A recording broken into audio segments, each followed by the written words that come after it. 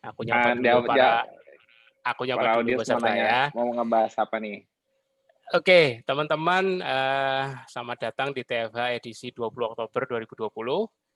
Karena narasumber sepertinya ada kendala teknis force major listrik. Nah, jadi kita sambil menunggu, kita masih mencoba untuk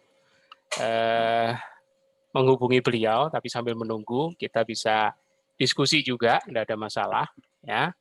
Jadi mungkin teman-teman di chat bisa sedikit ini ya, memberi ide atau mungkin ada pertanyaan yang sekiranya teman-teman ingin tanyakan ya. Sudah ada beberapa di chat nih Mas. Sebentar saya coba lihat dulu ya. Nah itu bahas kenapa warrior bisa kena COVID. Satu, membahas kenapa warrior bisa kena COVID. Nah, berarti ini mindsetnya warrior kan sudah superhuman, tapi kenapa kok masih kena COVID? Ya kan? Kena COVID ya pasti kena lah. Masa nggak kena? Nah, namanya virus, warrior bisa kena flu nggak bisa. Warrior bisa bisa. kena DBD nggak bisa. Kan yang membedakan apa namanya? Yang membedakan antara kita dengan fasting on ketosis dengan yang tidak ialah apa? Resiko fatalitasnya kan turun. Kan aku udah pernah cerita di penjelasanku dulu sebelumnya yang mengenai infeksi. Semua infeksi itu virus. Jadi namanya patogen, virus atau patogen semuanya itu kalau kita terpapar ya kena. Namanya terpapar itu kena, bisa positif. Terus kalau positif so what? Nah, itu. Sepertinya kalau sudah positif kesannya ini banget ya, Mas.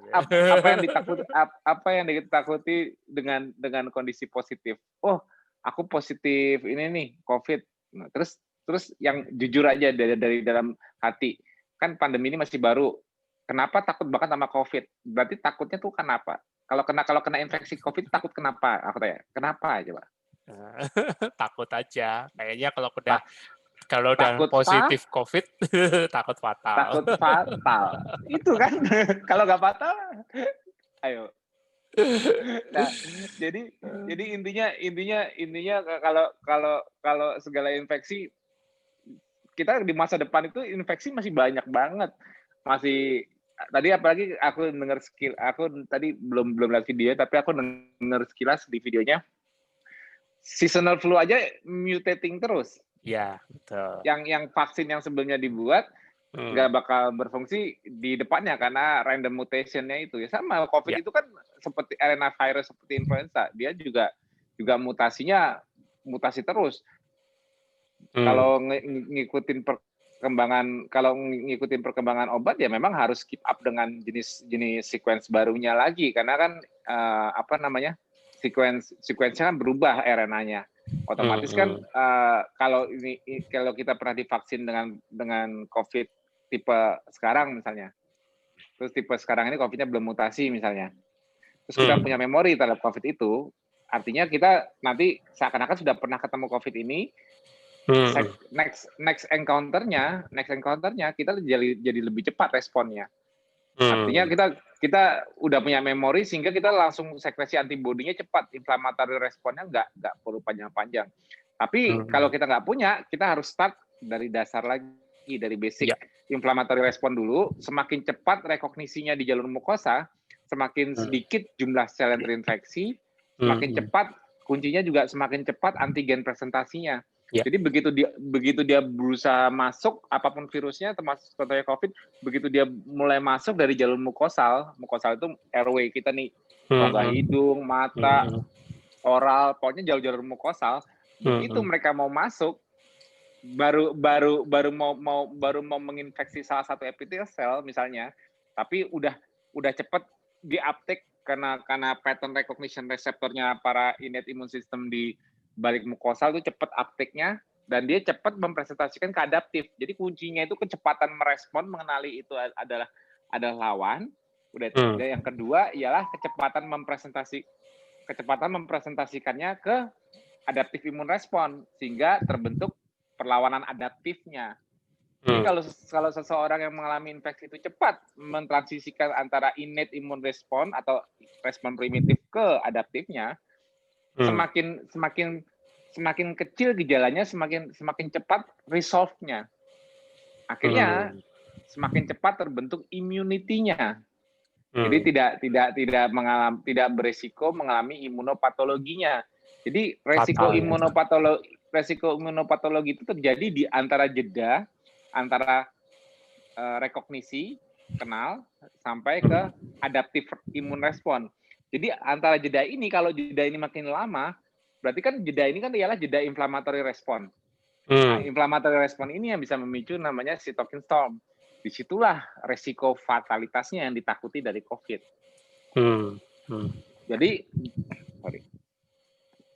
Jadi walaupun nanti ada COVID jenis baru, strain baru, cara sistem imun kita untuk menghadapi berbagai jenis infeksi itu sifatnya general.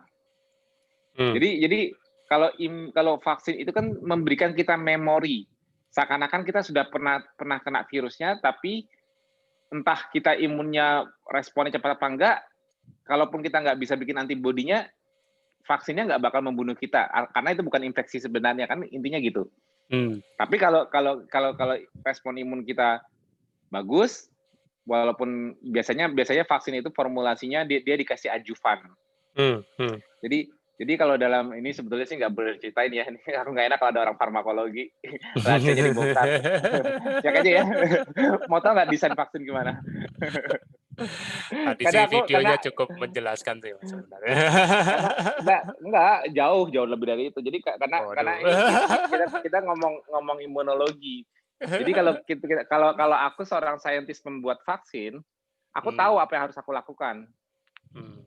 Jadi vaksin itu aku bisa ngambil contoh dari bisa menggunakan virus yang dilemahkan, atau dari DNA-nya, atau dari spike-nya. Ya, kita ambil contoh dari kita bikin mimetiknya. Mimetik itu struktural protein seperti virusnya, atau memang dari virus itu sendiri yang dikembangbiakan tapi dilemahkan. Tapi pada saat virus itu yang masih live attenuated, namanya gini, live attenuated virus, artinya virus yang dilemahkan, sehingga dia tidak memiliki kemampuan untuk membajak hostnya, karena dia sudah dilemahkan, dibikin cacat lah, gampang gini, dilemahkan itu artinya dibikin cacat, karena virus itu tadinya kan nggak hidup kan. Ya. Jadi jangan ngebayangkan melemahkan virus itu seperti dibikin sekarat virusnya. Dia tadi gak hidup, kok gimana bisa dia sekarat? Kan nggak mungkin.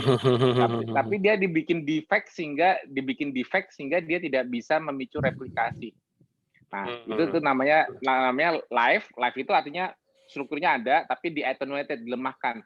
Dibikin beberapa unsur strukturalnya rusak sehingga dia tidak, kalaupun berhasil, kalaupun dipenetrasi misalnya ya, akhirnya dia tetap nggak bisa direplikasikan. Jadi safety-nya di situ tidak. Jadi vaksin itu artinya memberikan sampel virus tapi tidak boleh menjadi penyakit itu sendiri. Itulah makanya kenapa ada uji klinis.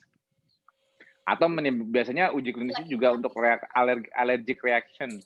Nah, itu nggak juga harus dipastikan bahwa dalam satu populasi tidak ada allergic reaction terhadap virus ini. Nah, allergic reaction itu nanti ada hubungannya dengan adjuvannya. Jadi kalau virus itu sudah dilemahkan, dia sebetulnya juga tidak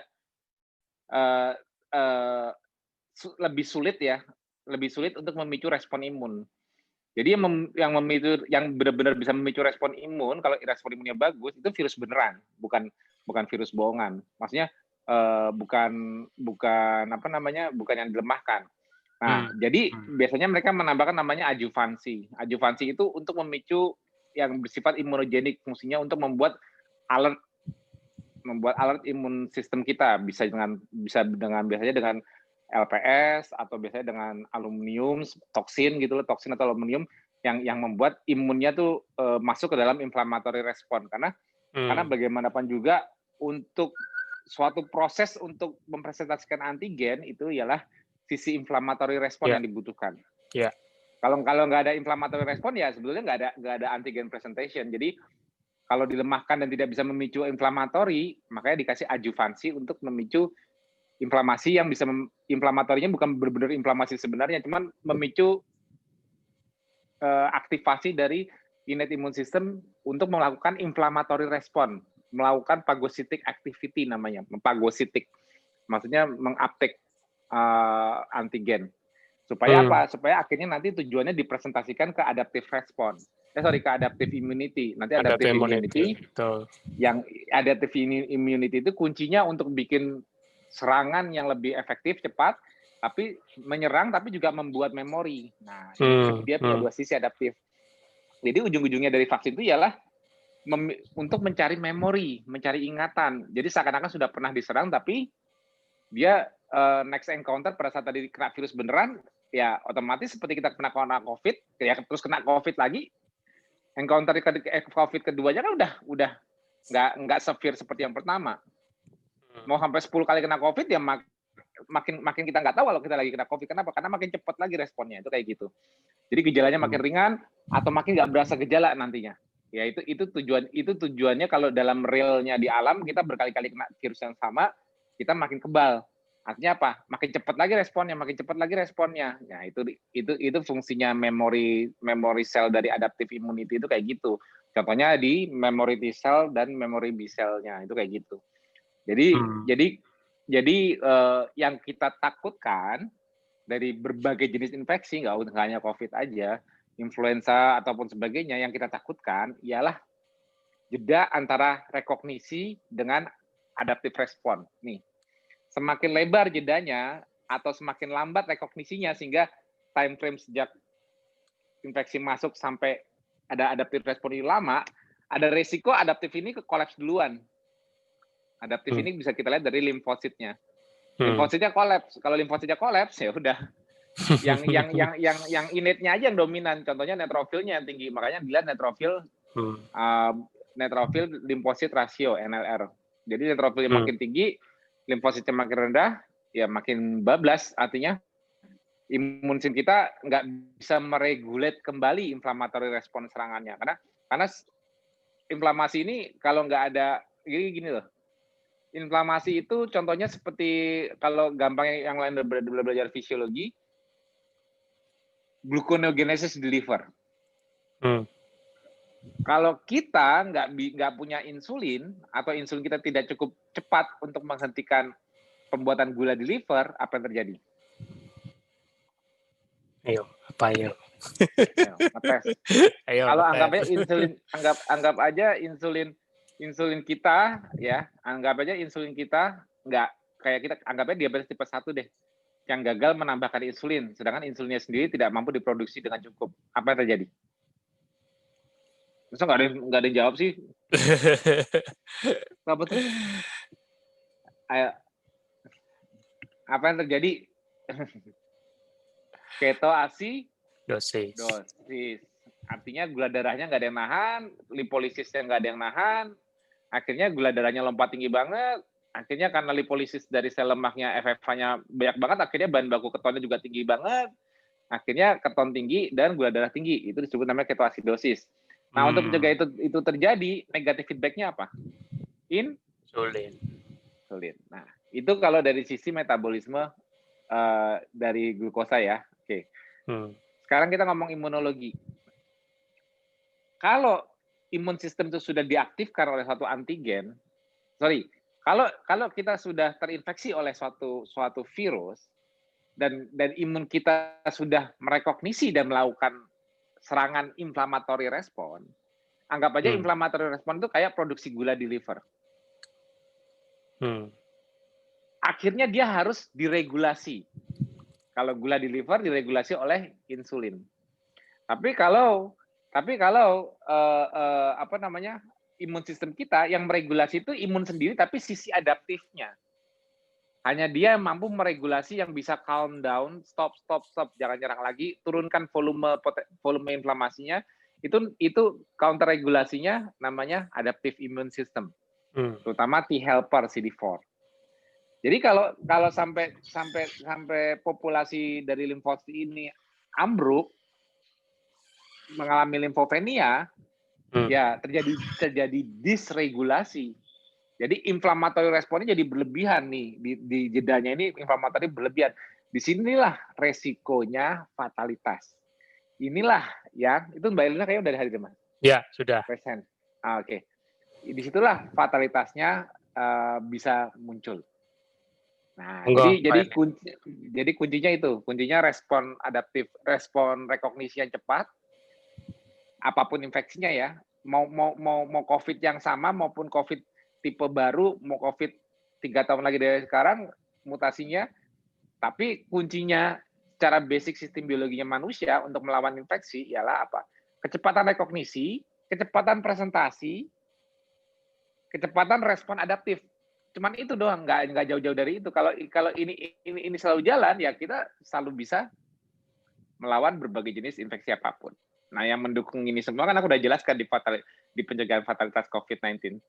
Dan nanti juga Mas Piprim juga bakal sering mengulang-ulang di acara webinar dan seminar nantinya yang kita sering akan adakan. Karena tujuannya itu ialah kita mempersingkat waktu antara rekognisi ke adaptif. Juga mencegah replikasi virus yang berlebihan, viral load yang berlebihan. Kalau kita good host kan cepat berlebihan. Ya. Jadi kalau pertanyaannya, bisakah warrior kena COVID? Artinya, sangat. Bisakah warrior itu positif? Sangat. Bisakah warrior kena, abis itu nanya lagi dong, bisakah warrior kena DBD? Bisa. Bisakah warrior kena virus flu? Bisa. Kena terpapar? Ya pasti bisa. Nah, itu rahasianya. Tapi pertanyaannya, apakah bisa fatal? Nah, itu pertanyaan benar. Oke, langsung lanjut ke Mbak Elina. Udah datang. Ya, Mbak Elina sudah hadir. Aduh, bersyukur nih. Bisa unmute, Mbak? Mic-nya bisa dinyalakan. Ya. Aduh, syukurlah. Ya, aku belum buka WA-nya. Mohon maaf ini, soalnya di tempat saya memang dari kemarin tuh biar pet gitu, ini baru bisa. Tapi saya nggak bisa share screen ini Mas Budi. Saya pengen pakai laptop nih, langsung pakai. Gini aja, kirim ke aku filenya lewat Telegram. Nanti aku yang share. Filenya tapi di laptop. Oh, oke. Laptopnya mati. Filenya di laptop. Email. Email boleh, bisa di email. Oke, emailnya Mas Budi apa ya? Aku chat ya. Oke. Sebentar. Alah, kalau usah diumpetin orang email Mas Budi itu jadi email balasan semua orang SMA. SMA yang balas email Mas Budi. Ya kan? Oh, itu beda. Itu beda. Udah kesabaran ini. Jangan gitu dong, Mas.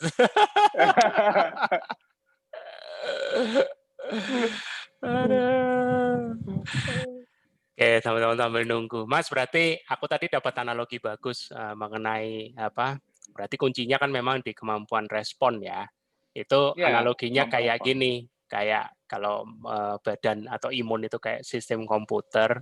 Berarti kan memang inflamasi itu kan respon pertama, artinya oke, ada input masuk, inputnya ini kan virus. Tapi kalau dia kemampuan imunnya atau kemampuan komputernya ini lemot, ya bisa jadi hang. Nah, hang itu kan ibaratnya kayak inflamasinya nggak berhenti kan, ibaratnya kayak gitu ya. Betul. Jadi ya kalau kita ngomongin infeksi, infeksi virus ya, terutama ya virus ya. Ya. Cuman ada dua outputnya, selalu ingat, immunity atau imunopatologi. Ya. Bisa orang gini deh. Coba anggap aja tahu nggak Ronaldo, pemain bola? Cristiano Ronaldo, ya. Ya, itu sehat banget kan? Oh, sehat banget, six pack. Olahraga terus. Olahraga mulu, pasti jaga kesehatan banget dong. Yeah. Pasti udah dijauh ya. Dia mungkin flu aja dia jarang. Imunnya dia udah bisa kita perkirakan walaupun kita nggak tahu banget, bukan dokternya, tapi udah kita perkirakan pasti sehat jauh di atas rata-rata. Yeah. Karena dia atlet. Itu positif. Terus kenapa ya? Terus kalau Ronaldo positif terus kenapa? Kok bisa? Enggak, biasa aja. Malah dia nggak bergejala, tapi dia dideteksi positif. Makanya pertanyaannya harus fisiologis. bisa nggak warrior kena COVID nanti? Bisa banget. Bisa Coba aja banget. nggak pakai masker jalan-jalan ke rumah sakit COVID. Terpapar. COVID. jadi ikhtiar kita ialah apa? Memiliki kemampuan respon imun sebaik mungkin sehingga bukan hanya dengan kata COVID doang, sehingga dengan berbagai jenis infeksi, sistem pengenalan awal, rekognisi, dan pelaporan, antigen presentation, dan respon adaptifnya selalu optimal. Itu rahasianya. Yeah. Rahasia ini. Jadi kalau kita cuma mengandalkan, kalau kita nggak pernah merubah gaya hidup, kita cuma mengandalkan memori yang diberikan di setiap ada virus baru, nunggu memorinya ada yang buat dulu untuk membuat memori tanpa harus melalui inflammatory response. Ya gimana kita punya gaya hidup yang membuat kalau terkena infeksi tidak terjadi disregulasi, itu kuncinya. Gimana kita punya gaya hidup yang kalau terkena infeksi tidak terjadi disregulasi dari respon imunisasi, dari respon imun terhadap infeksi tersebut. Kalau kita respon imunnya terorkestrate dengan baik, ya semua rekognisi mau virus tipe A sampai Z atau virus yang sama dengan mutasi A sampai Z juga, rekognisi sama. Yang kalau mereka mutasi itu yang susah kalau bikin vaksinnya, betul. Kalau mutasi juga susah bikin antiviralnya, betul. Karena antiviral misalnya dia pada saat sudah penetrasi ke dalam sel, dia mengincar satu titik atau satu enzim tertentu yang mencegah dia bereplikasi. Kalau dia nanti yang mutasinya menggunakan enzim jenis lain gimana? Berarti kan harus cari point inhibitor baru kan, menganalisa yang baru kan. Tapi generalisasinya kalau kita dengan gaya hidup kita ialah apa? Kita jadi bad host, kita tidak memberikan bahan baku dan bahan bakar replikasinya. Jadi lebih ke arah generalnya. Jadi generalnya kita membuat tubuh kita itu selalu dalam kondisi safe mode. Safe mode itu artinya apa? Ya gini, tubuh kita jadi dibuat tidak selalu pro-inflamasi.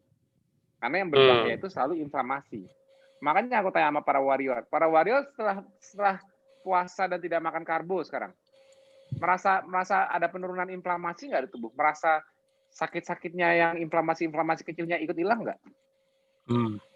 Coba aku tanya. Merasa hilang nggak itu semua? Kalau itu aja merasa hilang, nah artinya tubuh kita itu sudah menjadi gaya hidup yang menekan inflamasi berlebihan. Walaupun nanti ada infeksi yang memicu potensiometer dari inflamasi bisa naik. Karena ada infeksi, pasti ada inflamasi. Tapi karena threshold inflamasi kita sudah lebih rendah dibanding sebelumnya, insya Allah lebih bagus untuk mencegah ketemu peak-nya, puncaknya. Jadi nggak buru-buru overinflamasi atau cytokine storm, nggak buru-buru gagal. Kenapa? Karena threshold kita untuk antiinflamasi udah bagus, dan kondisi imunometabolisme kita dari innate immune system kita sudah pro ke respon cepat karena menggunakan oxidative phosphorylation. Artinya imun-imun yang bergerilya itu optimalnya menggunakan OXPHOS. Jadi nggak dipaksa untuk dalam posisi inflamatori terus. Dan respon adaptif kita juga bakal cepat. Begitu dia jadi efektor yang bersifat inflamatori juga karena untuk menyerang lawannya, yaitu biasanya T-cell untuk menyerang sel yang terinfeksi dan B-cell yang menjadi plasma cell untuk membuat antibodi untuk melawannya. Pada saat mereka jadi efektor, mereka menggunakan gula juga, glukosa. Tapi karena kondisinya kita ciptakan gulanya asalnya cuma demand driven, yaitu dari buatan liver, otomatis tidak hiperglikemia, tetap ada kenaikan gula darah tapi nggak berlebihan jadinya. Ya, terkontrol ya. Nah, terkontrol kan karena kalau aku nggak makan karbo, imun butuh gula, minta ke pabrik gula. Kalau liver yang ngasih gula, berapa lo minta, gue kasih. Caranya modulasinya gimana? Yaitu stress system kita, sympathetic nervous system kita, dan kortisol kita. Itu sebagai cara untuk semakin tinggi stresnya, atau gini loh, kalau SNS atau kortisol itu kan menunjukkan berapa sih kebutuhan stres yang kita berikan, itu menunjukkan berapa sih yang dibutuhkan untuk mengcoping stres ini. Nah itu cara liver memberikannya. Lo kasih gue segini, lo minta gue segini, gue kasih segini. Kalau stresnya, oh udah cukup. Ya, udah Yang berhenti. lo kasih gula tadi cukup, berarti kan stresnya diturunin kan, SNS-nya diturunin, tone-nya, kortisol juga ikut turun. Ya gluconeogenesis di liver juga diturunin. Ya. Masa kortisol udah turun, SNS turun, gluconeogenesis di liver masih tinggi terus, nggak mungkin. Nah, tapi coba ngaturnya dari mulut. Kan manual kalau dari mulut. Berapa banyak kira-kira gula nasi roti mini bisa berhenti berapa banyak ke gue ya? Nggak ada, nggak ketahuan. Paling hitung-hitungan di luar. Paling hitung-hitungan di luar. Iya dong, misalnya mau hitung-hitungan di luar, mau dihitung-hitung gini, repot. Tetap kontrol gula by demand itu paling bagus liver yang kontrol. Makanya kenapa pada saat kita fasting, pada saat kita sakit, kita mengalami sickness anoreksia. Ini Mbak Lina masih belum kan Mas? Masih belum, nggak apa-apa. Okay. Dia masih tidak stabil sinyal. Jadi kalau kita sakit, kita ada infeksi, respon awal sistem imun kita ialah apa? Mensekresikan inflammatory cytokine. Inflammatory cytokine ini sifatnya alerting. Selain alerting seluruh sistem imun di gerbang-gerbang lain di jalur mukosal, sitokin yang beredar ini juga berinteraksi dengan hipotalamus. Ya. Nah, sitokin ini yang berinteraksi dengan hipotalamus memicu efek anoreksia. Inflame. Jadi kita mengalami kayak nafsu makan turun karena koordinasi dengan hipotalamus. Nah, sitokin ini juga membuat sympathetic nervous system kita volumenya dinaikin.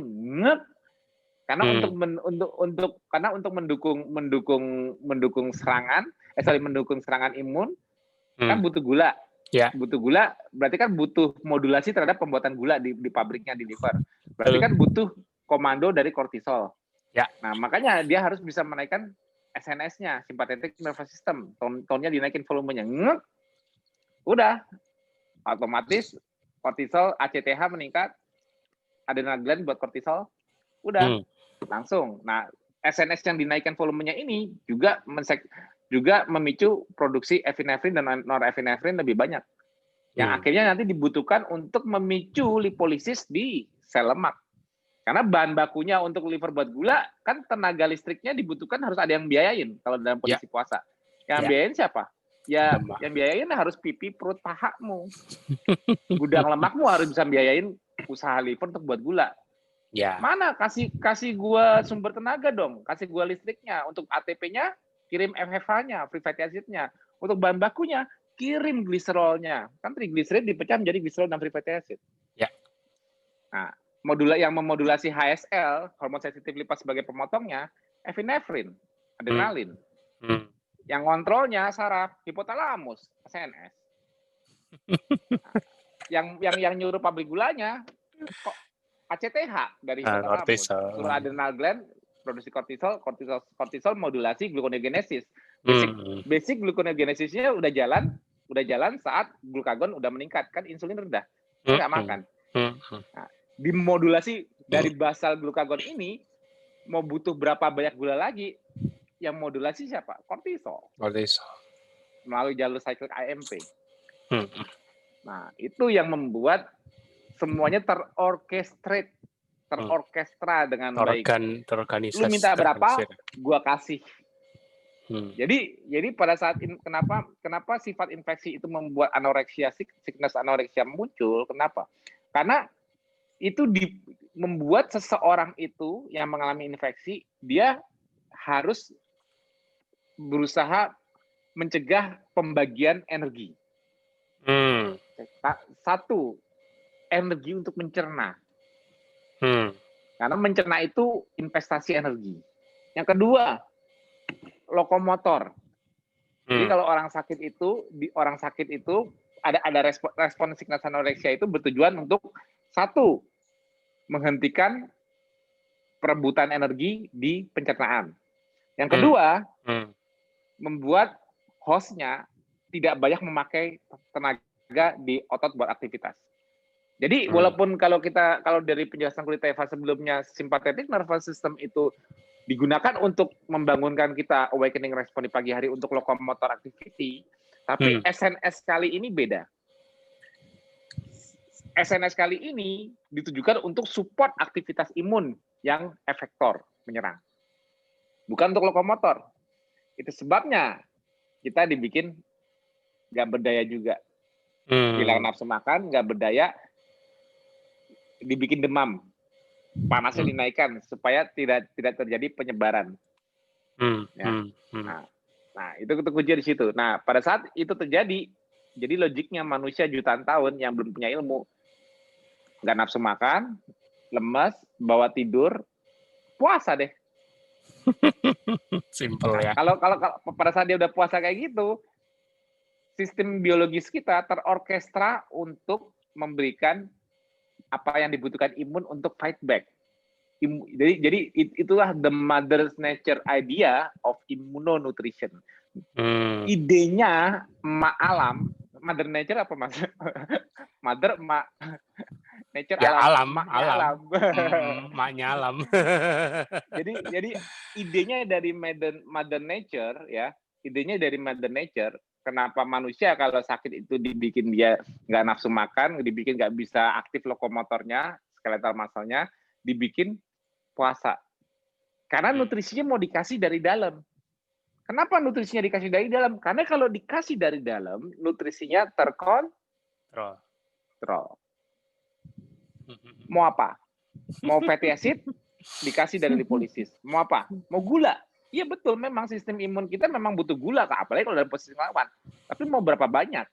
Kalau kamu nggak makan, biarlah percayakan tubuhmu yang memberikan gulanya sesuai kebutuhan. Nggak mungkin kalau infeksi gulanya tetap sama seperti nggak kena infeksi. Nggak mungkin, pasti lebih naik. Tes aja semua, gula darah puasa aja. Mau nggak makan 3 hari, kalau infeksi tetap aja gula darahnya lebih tinggi daripada biasanya. Ya kan memang kalau dibutuhkan dikasih. Kalau infeksinya udah mulai resolve, ya gula darah kembali turun. Tapi kebutuhan gulanya sesuai dengan permintaan sistem imun. Kalau sistem imun cuma butuh 100 tentara yang maju, ya dikasih gula untuk 100 tentara sebagai efektornya. Ya. Ngerti nggak? Nah, kalau 100 tentara ini sudah bisa membereskan, tidak butuh tambahan 100 tentara lain, ya gulanya segitu aja. Karena anggap aja dengan 100 tentara ini sudah resolve. Sudah bisa dikalahkan sama musuhnya, kan begitu. Tapi dia sudah dibekali gula dari gluconeogenesis di liver. Karena pada saat dari tentara di bangku cadangan masuk ke lapangan, memang dia harus berubah dari bakar lemak ke bakar gula. Tapi gulanya ini nggak usah takut, minta sama pabrik gula, dikasih kok.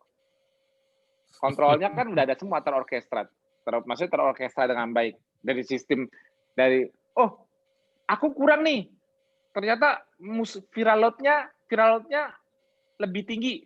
Bisa gini, anggap ini analogi aja ya. Tadi aku 100 tentara. 100 tentara ini bisa ngalahin 100 virus. Ternyata ada virusnya sempat replikasi lagi jadi 150. Berarti kita masih butuh 50 tentara lagi nih. Ya kan? Terus gimana caranya tentara-tentara yang udah tadi 100 itu maju di depan lagi berantem sama 100 virus, misalnya nih contoh doang. Untuk minta tambahan pasukan dan bekal, gimana caranya? Ayo. Gampang nggak orkestranya? Gampang. Itulah yang disebut namanya sitokin. Itulah immunosignaling. Mereka memberikan inflamatori lebih, disekresikan lagi inflamasi lebih. Yes. Disekresikan inflamasi lebih, sitokin lebih, sehingga apa? Sehingga otomatis memodulasi hipotalamus juga untuk menaikkan lagi SNS-nya, sympathetic nervous system, hanya dengan sitokin. Jadi sitokinnya bisa bekerja ke hipotalamus, bisa bekerja ke sel imun lain untuk menambah jumlahnya, memicu proliferasi sel imun lain, artinya menambah tentara. Jadi tentaranya ditambah via sitokin signaling, ya. Juga bekalnya, gulanya diminta via sitokin signaling. Itulah inflammatory response, memicu gluconeogenesis di liver. Liver jadi buatin gula lebih banyak. Kortisolnya ditambah kan, bener nggak? Yes. Kan sitokinnya ditambah, hipotalamus, epinefrinnya digedein, prefactativnya dilepas lebih banyak, gliserolnya dilepas lebih banyak, bahan bakunya, liver berubah jadi gluconeogenesis, gliserol jadi glukos, fatty acid-nya yang dilepas dari polisi tadi buat ATP-nya untuk menggerakkan mesinnya gluconeogenesis, disebar lagi ke darah, dipakai oleh tambahan tentara baru. Sesuai nggak demand driver-nya? Sesuai demand-nya nggak? Iya. Lu minta, gue kasih. Iya. Cara minta dari pabrik gula apa? Inflamasi. Sitokin. Itulah cara minta dari pabrik gula. Jadi steady state level gulanya yang diberikan untuk fight-nya sesuai permintaan kebutuhan imun mau perang berapa. Itu the idea of emaknya alam mengenai imunonutrisi. Desain basic dari sistem biologi manusia untuk melawan infeksi tapi yang terkontrol. Ya, itu lebih memungkinkan akhirnya apa? Cepat resolve-nya, cepat mendapatkan respon adaptifnya, cepat membuat memorinya. Jadi, oke, adaptif respon maju, ninja-ninjanya, cytotoxic T cell-nya, CD8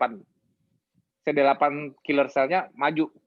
Tapi jangan semua jadi CD8 killer cell, jangan maju semua sebagai penyerang.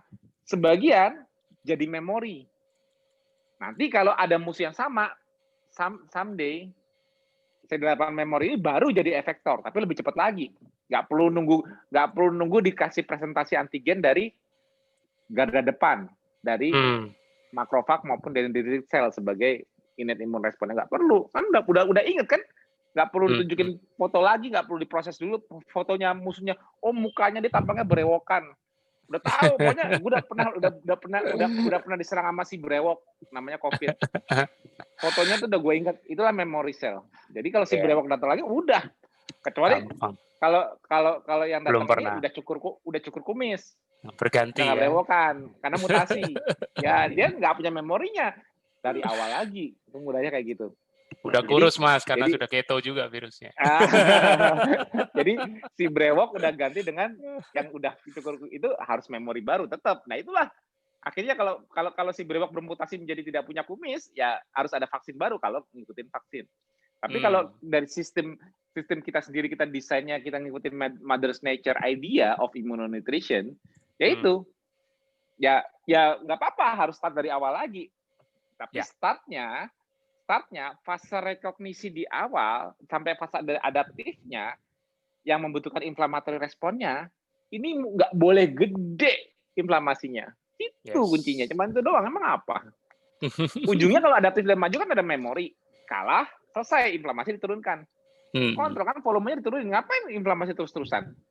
Ya, itu tadi respon imunnya kalau terkoordinasi oleh idenya si emak nature.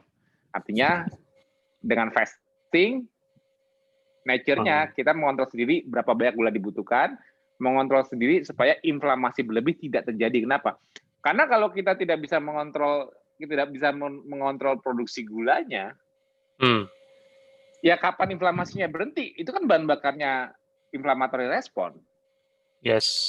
Kapan mereka kembali resolve-nya masuk ke arah quiescence-nya, tenangnya, dormannya, kembali dorman, kembali diam tenang. Kalau sel-sel imun di kondisi dorman, mereka kan bakarnya kan lemak, fatty acid di mitokondria, oxidative phosphorylation. Itu immunometabolismnya. Ya kalau ketinggian gula, ya akhirnya mereka stay di posisi nyerang terus, nggak turun-turun. Inflamasinya berlebihan, yang rugi siapa? Yang rugi sekitarnya. Iya, badan sendiri. Inflamasi itu tujuannya baik karena respon imun di awal, tapi inflamasi yang nggak turun-turun, inflamasi yang terus-terusan, yang over, itulah akar masalah dari mulai deh trombosis, mulai deh pengentalan darah, mulai deh oksigen turun, mulai deh kemana-mana, udah tekanan tensinya jadi ketinggian, mulai deh udah sistemik, ya kan? Semua cuma gara-gara si inflamasi doang. Semua gara-gara si inflamasi alias sel-sel inflamatori, sekresikan sitokinnya nggak berhenti-berhenti. Kalau dia sekresi sitokin nggak berhenti, dia kan mensekresikan sitokin kan pasti pakai bahan bakar dong, pakai bahan baku apa? Glukosa. Iya. Ya kan? Persis kayak komputer kalau ngehang ya begitu, atau handphone ngehang. Mau dijalanin, suruh jalanin apapun ya nggak ngerespon. Iya, ya segitu aja terus. Nah itu yang kita hindari dari apapun jenis infeksinya. Yes. Jadi kita itu memberikan time frame secepat mungkin antara rekognisi di mukosal. Jadi mukosal immunity, mukosal defense di semua jalur mukosa kita di garda depan harus cepat respon, kirim pasukan kirim datanya ke adaptive immune response. Adaptive immune response jawab, serang, atur, regulasi, kembali tenang. Resolve. Punya memori nggak? Punya immunity. Inflamasi berlebihan nggak? Nggak. Tidak terjadi imunopatologi.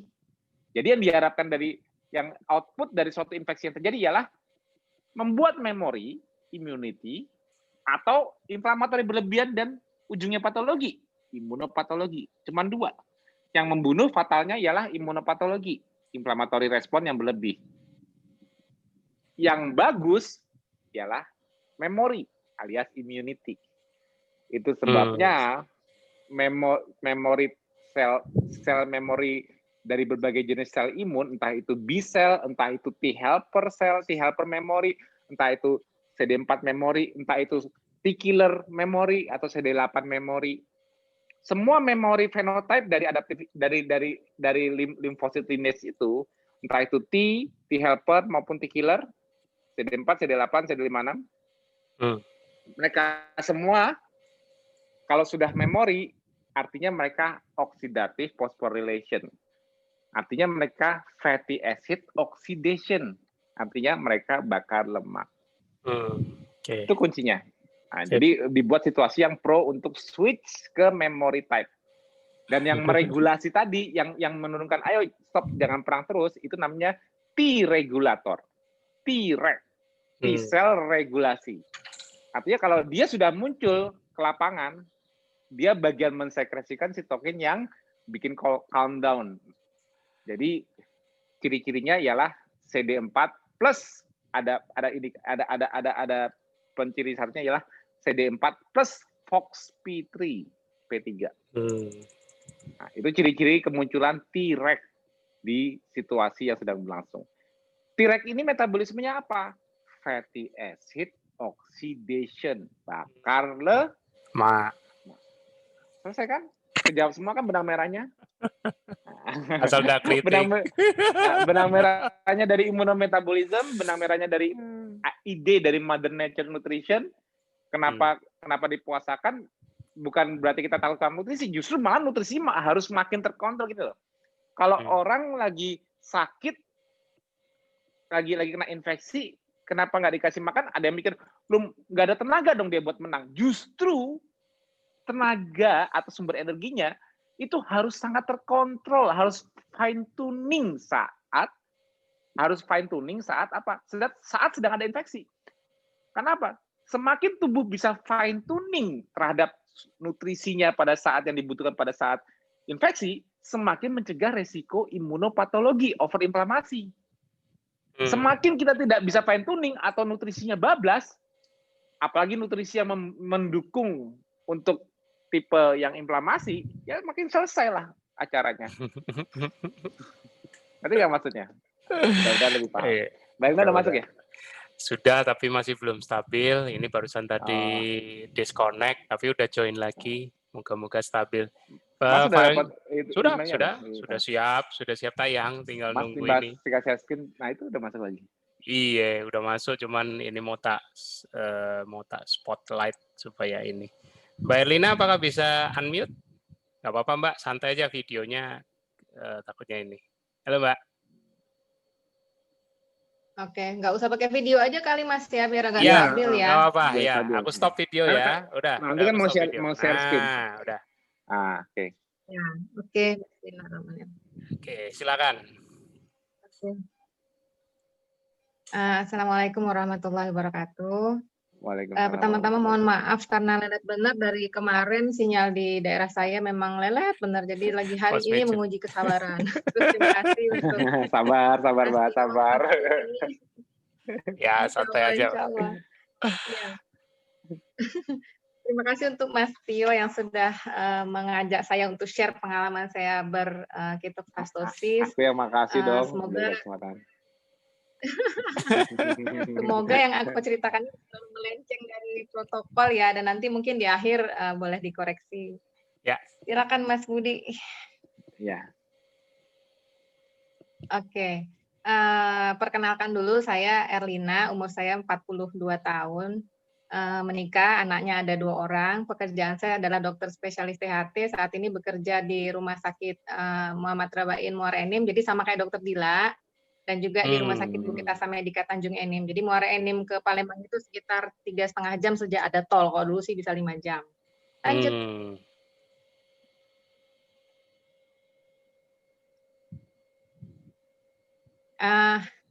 Saya sebenarnya dari dulu tuh awal-awalnya nggak ada masalah berat badan ya. Dan sebelum saya ber-KF, saya tuh pernah tujuannya sih niatnya biar sehat gitu, food combining, karena sebenarnya basicnya saya tuh sangat mencintai buah gitu kan ya. Dulu tuh pagi-pagi pasti makannya tuh perasan jeruk nipis sama sarapan buah. Terus sama dia punya jam makan juga kan, dari jam 12 siang sampai jam 8 malam makan, tapi food combining itu kan nasi sama protein nabati, atau kalau mau makan yang hewani sama nabati juga. Lanjut Mas Budi.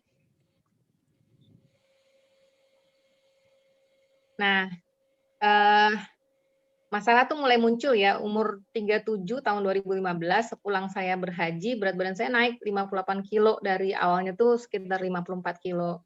Saya masih lanjut food combining, terus tahun 2017 umur saya 39 kilo, tanpa disadari perlahan namun pasti BB saya naik tuh 62 sampai 63 kilo, dan itu sama seperti BB saya waktu lagi hamil gitu loh. Lanjut. Waduh. Nah, awal saya KF itu sebenarnya tahu dari teman saya yang juga ber-KF, terus sesudah dia dengan obesitas gitu ya. Kita pisah udah lama sama-sama, kalau selesai sekolah pisah kota, dia itu identik dengan obes gitu. Terus tahu dari teman yang lain bahwa dia sudah langsing banget Mbak sekarang gitu. Akhirnya saya kontak dia kasih tahu bahwa dia ber-KF, saya minta filenya, saya print lah semua protokolnya, dan saya pahami protokolnya doang Mas Tio, tapi nggak memahami ilmunya. Sambil jalan beli amunisi ya, VCO, IH, green tea, magnesium spray, karena dia sudah kasih ingat, Mbak, ntar ada ini loh, ada healing crisis, terus ada pokoknya akan ada yang terjadi lah gitu kan ya, healing crisisnya, terus ada alarm, jadi siap-siap aja pakai magnesium spray gitu lah ya. Nah, mulailah menjalankan KF sesuai protokol gitu ya, intermittent fasting, pokoknya mulai makan jam 12 gitu.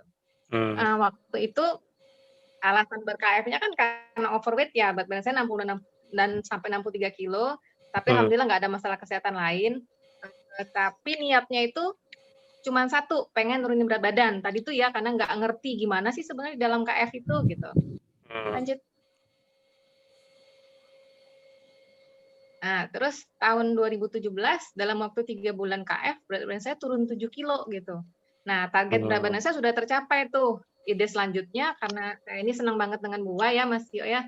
Saya pikir ya oke lah, udah sampai nih. Karena tadi tuh ya ternyata target itu atau niatan awal tuh sangat mempengaruhi konsistensi kita dalam ber-KF gitu loh. Dan ini juga mungkin buat yang lain-lain ya, pengalaman saya gitu ya. Jadi karena targetnya sudah tercapai, ide selanjutnya saya ya low carb gitu. Makanya kemarin pas Mbak Tias presentasi bahannya ya, benar katanya how low is low gitu loh. Seberapa low sih yang kita konsumsi gitu kan ya. Nah, waktu itu di akhir 2017, umur saya sudah 39 ya, saya hamil, sebenarnya sudah tidak lagi ada rencana hamil, karena saya itu dengan bad obstetric history ya, saya sudah 6 kali hamil, 3 kali abortus, 3 kali melahirkan, tapi salah satu anak saya meninggal saat lahir gitu. Terus sesudah diskusi sana-sini, akhirnya oke, stop lah KF, lebih bagus gizi seimbang gitu ya, makan seimbang. Terus isunya lagi kebaca tuh salah satu artikel yang isinya KF dalam kehamilan itu ada resiko spina bifida, tambah takut ya Mas Tio ya. Akhirnya oke, aku stop KF kayak gitu. Oke. Lanjut. Nah, ini nih artikelnya, low carb diet like Atkins, Paleo, or Keto linked to risk of birth defect. Jadi kita kan nggak tahu apa yang akan terjadi ya, jadi aku ada khawatir juga kalau misalnya something happen to me, I will be blamed gitu kan ya, jadi aku stop KF, jadi mulailah gizi seimbang, diet seimbang kayak gitu. Lanjut. Nah, tetapi Qadarullahnya waktu saya antenatal care di kehamilan 12 minggu, death conception ya, hasil USG-nya itu janinnya tidak berkembang. Jadi yang ini momen paling menyedihkan di hidup saya, di hari ulang tahun saya yang ke-40 tahun, saya harus dikuret akhirnya gitu ya. Nggak rezeki lah gitu kesimpulannya. Terus kan saya udah nggak KF ya, terus masa recovery-nya, sesudah itu saya memutuskan untuk tubektomi karena memang dengan riwayat obstetrik yang jelek, dan seterusnya, saya masih belum ber-KF. Masih tadi tuh, makan seimbang, gizi seimbang, lanjut. Nah, waktu itu pola makan saya gimana? Ya tadi tuh ya, low carb. Memang sih basicnya saya nggak senang makan nasi, nggak juga makan mie. Tapi saya senang dengan makan pempek, tekwan, model, croissant. Itu kan tetap ada karbohidratnya ya. Terus mikirnya gini, sebenarnya prinsipnya kita, masih ya targetnya nurunin berat badan gitu kan ya. Prinsipnya defisit kalori itu kan banyakin olahraga. Prinsipnya diet itu kan menurunkan berat badan itu kan defisit kalori. Ya benar wong gitu dokter bilang. Defisit kalori gitu kan. Makanya saya pikirnya, oke, saya makannya nggak usah banyak, low carb-nya versi saya, terus saya banyakin olahraga nih gitu. Nah waktu itu saya nyobanya olahraganya HIIT ya, pakai low ataupun medium impact. Harapannya itu adalah penurunan berat badan. Tapi apa yang terjadi? Malah saya kesakitan tungkai bawah gitu ya. Lanjut. Nah, terus di 2019 sampai awal 2020 berat badan tuh naik terus. Sampai akhirnya di mungkin Mei atau Juni kemarin ini saya sampai 65 kilo tanpa saya sadari. Yang shame on me gitu ya, lagi hamil aja saya cuma 63 kilo, ini 65 kilo gitu. Nah mulailah masalah muncul gitu ya. Sakit di tungkai bawah itu berlanjut kalau berdiri lama, karena kan ya saya suka masak buat keluarga juga ya, berdiri lama sakit, lutut mulai sakit, terus saya mulai kena kebas, kesemutan, bahkan saat saya tidur tuh saya konsul ke teman saya yang spesialis neurologi, dia ngomong ini carpal tunnel syndrome nih, saya juga udah kepikiran nih kayaknya saya carpal tunnel syndrome nih karena obesitas gitu kan ya. Terus saya mikir lagi, ini udah nggak bener nih, kualitas hidup saya udah menurun nih, makanya sudah mulai mikir lagi, ini kayaknya mulai harus diet lagi nih. Dan yang sudah berhasil, yang pernah saya lakukan, karena kan saya pernah pola hidup yang lain yang juga katanya untuk mempertahankan berat badan, food combining dan seterusnya, it doesn't work on me gitu kan ya. Akhirnya saya mikir, oke, KF yang berhasil. Nah, saya mulai lagi KF, jadi di awal tahun 2017, Juni 2020 kemarin, waktu itu tuh lingkar pinggang saya 84 cm, kalau gula darah puasa sih memang masih bagus ya, antara 110 sampai 120, HDL saya 70, HbA1c nggak periksa waktu itu, tekanan darah juga normal ya, tapi saya konsumsi obat, sering minum atau kadang-kalanya minum painkiller gitu. Lanjut Mas Budi. Nah, saya terus Juni mulai KF serius ya, pakai doa yang banyak karena saya tahu bahwa semua terjadi atas izin Allah gitu ya. Terus saya mulai lagi membuka-buka protokol Ketovas, dan salah satu hal yang akhirnya membuat saya, oh ini targetnya nggak boleh lagi nih hanya untuk menurunkan berat badan, yaitu kata-kata yang itu tuh bahwa KF itu proses ketosis itu, kondisi ketosis itu akan mempercepat detoksifikasi, terus memberi kesempatan untuk rejuvenasi. Nah kata-kata rejuvenasi itu yang sangat benar-benar membuat saya ini nih sebenarnya nih gitu, dan bukan apalagi perempuan ya Mas Tio, Mas Budi ya, kok yang namanya rejuvenasi mikirnya pasti kinclong, glowing gitu kan ya, awet jadi, muda. Mikirnya, ya betul, mikirnya itu tuh. Selain untuk tadi BB gitu ya. Oke, lanjut. Nah, mulailah saya melaksanakan 5 pilar KF ya, intermittent fasting, terus sangat rendah kalori. Terus saya mulai olahraga lagi, kombinasi itu ya, kardio, upper body and lower body workout, terus manajemen stres, dan juga berusaha untuk tidur yang berkualitas. Sebenarnya Mas Tio, di awal tahun 2020 ini, saya kan punya ya nomornya Mas Tio ya, pernah WhatsApp Mas Tio, tapi kalau kita WhatsApp Mas Tio hari ini, mungkin dijawabnya baru sebulan kemudian, gitu kan ya. Jadi saya tuh waktu itu nanya, Mas Tio gimana caranya ya, supaya saya bisa memotivasi saya sendiri untuk bisa kembali ber-KF gitu ya. Itu benar tuh dijawabnya Mama Tio sekitar 3 minggu kemudian. Nah, ya udah coba 3 minggu deh jangan makan karbo sama sekali, ntar pasti kerasa deh bedanya gitu. Akhirnya alhamdulillah sudah konsisten, komitmen, lanjut Mas Budi. Nah, sekarang makanan saya gini nih. Tuh ya, semuanya yang sebenarnya yang simpel-simpel ya, karena kita berusaha real food, makan sendiri, walaupun memang ada kalanya saya beli sih, tapi ya kayak gini lah makannya, yang nggak jauh-jauh dari telur, dari ayam, dari ikan. Lanjut. Nah, terus kalau dulu sarapan saya pagi-pagi buah, sekarang sarapannya olahraga. Sudah mulai nyoba-nyoba berat 5 kilo, walaupun kemarin sempat cedera tangan karena pengen saking ini biar tambah cepet nih gitu, membuang seluruh akhirnya sempat cedera, lanjut. Nah, ini kalau boleh saya share ya, manajemen stres ala saya. Yang pasti semua agama pasti gitu ya, semakin mendekatkan diri kepada Allah, karena kalau apalagi saya percaya bahwa semua terjadi atas izin Allah. Terus satu lagi selalu bersyukur ya, karena kalau kita bersyukur, kita selalu tahu bahwa inilah yang terbaik untuk kita. Terus yang pasti doa, mohon ridho yang di atas sehingga semuanya dimudahkan. Terus miliki hobi gitu. Saya dulu termasuk orang yang agak skeptis masalah hobi, kan kebanyakan perempuan itu senang nanam bunga. Tapi kalau saya enggak, saya tuh mikirnya kalau aku nanam bunga pasti mati nih, udah ada mental block sendiri sama saya. Nah, tapi ternyata enggak gitu. Kalau dulu kan pergi pagi, pulang sore, kadang sampai malam praktek, udah gitu aja kerjaannya. Ternyata itu membosankan, dan bosan seperti itu tuh benar mendatangkan kita stres. Jadi harus miliki hobi. Terus saya suka goes dengan keluarga, kadang-kadang touring yang agak jauh. Jadi sambil olahraga, terus juga apa ya, melihat alam itu tuh benar-benar sangat menenangkan dan menjauhkan kita dari stres gitu. Terus satu lagi seperti ini, sekarang kita sungguh sangat bersyukur ya karena Mas Tio, Mas Budi bikin banyak banget grup, WhatsApp grup, bergabung dengan komunitas itu penting. Kenapa? Karena sampai saat ini mungkin kita tuh dianggap orang aneh, benar nggak sih, dengan pola makan kita, dengan gaya makan kita, dengan kenapa sih harus puasa terus gitu kan ya.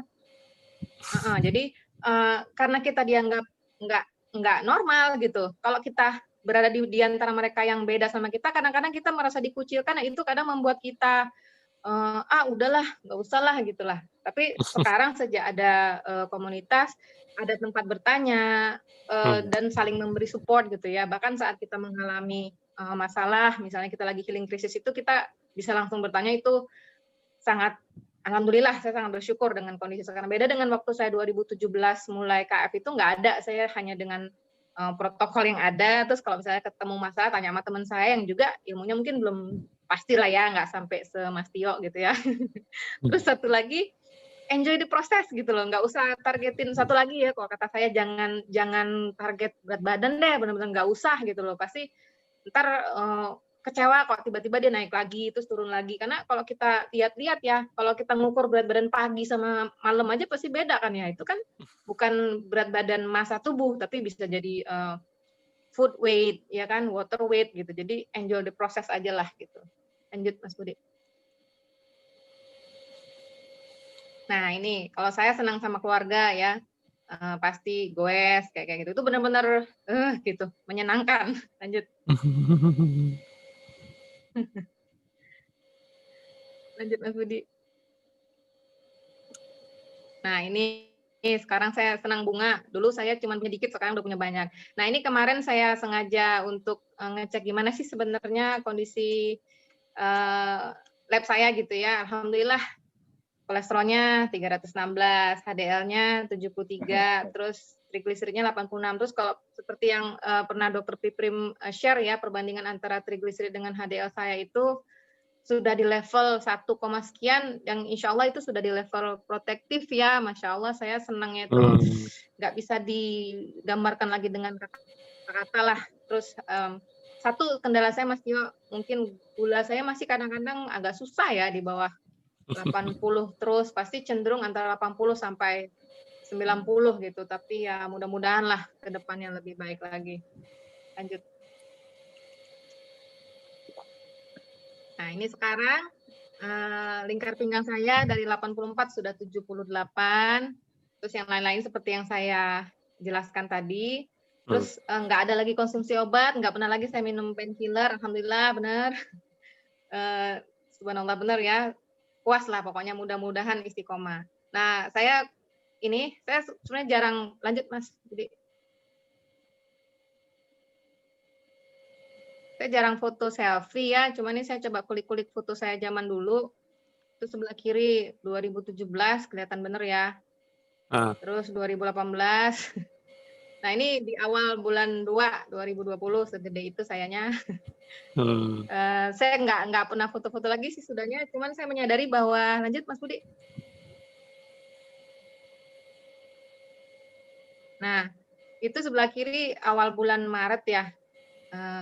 Dan itu yang sebelah kanan, saya yang nomor 2 dari kiri, saya baru menyadari bahwa waduh, aku udah langsing ya. Dan itu teman saya juga bilang, Mbak, udah benar-benar kelihatan Mbak gitu. Saya sebenarnya nggak pernah menyadarin ya, ternyata benar-benar loh. Masya Allah, alhamdulillah di luar dari ekspektasi saya. Dan sekarang kan karena berat badan saya sudah 54 gitu, udah jauh dari dulunya. Saya kan target saya 55 aja udah senang ya, ternyata malah tadi pagi sudah mulai menyentuh angka 53. Lanjut Mas Budi. Nah, lanjut Mas Budi.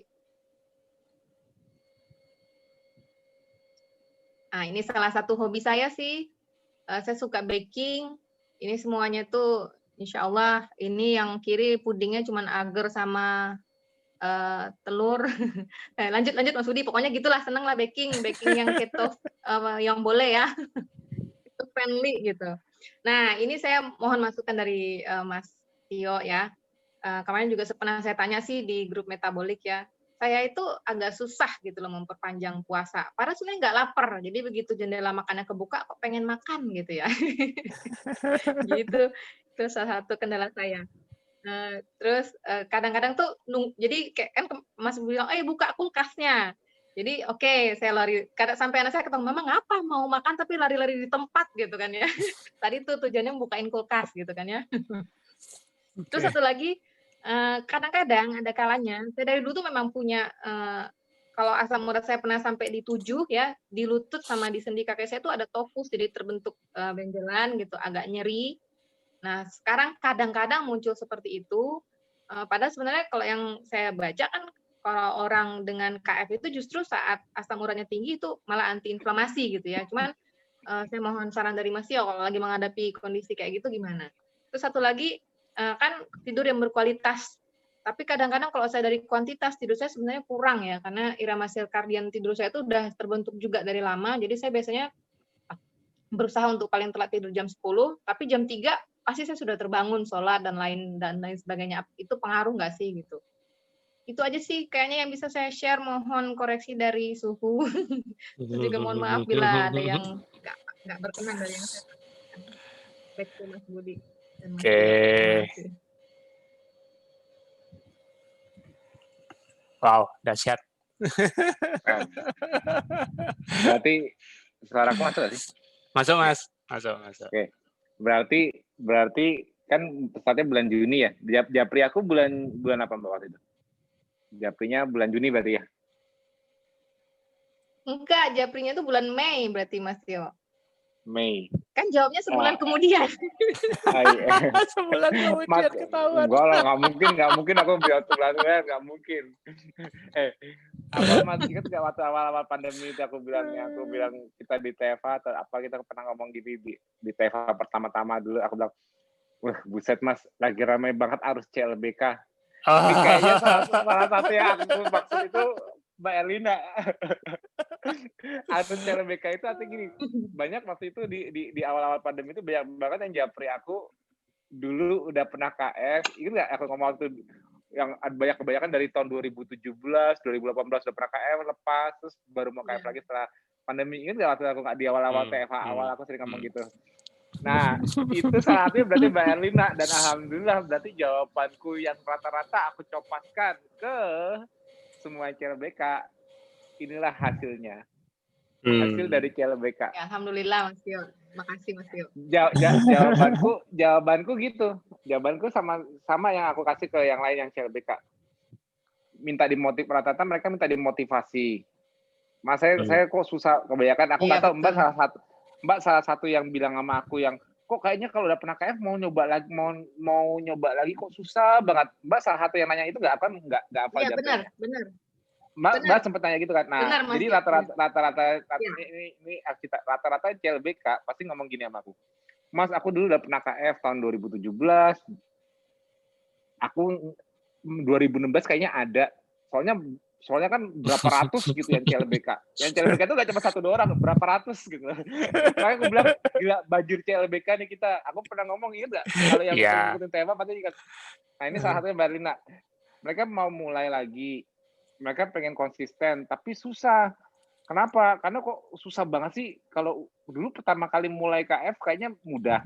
Tapi kalau ngulang kembali itu kayak susah banget mau majunya gitu. Kayak gagal mulu. Gagalnya ya memang karena bolak-balik kemasan karbo. Dan saranku juga sama ke semuanya. Aku bilang gini, seperti yang Mbak Erina tadi bilang, paksain 3 minggu.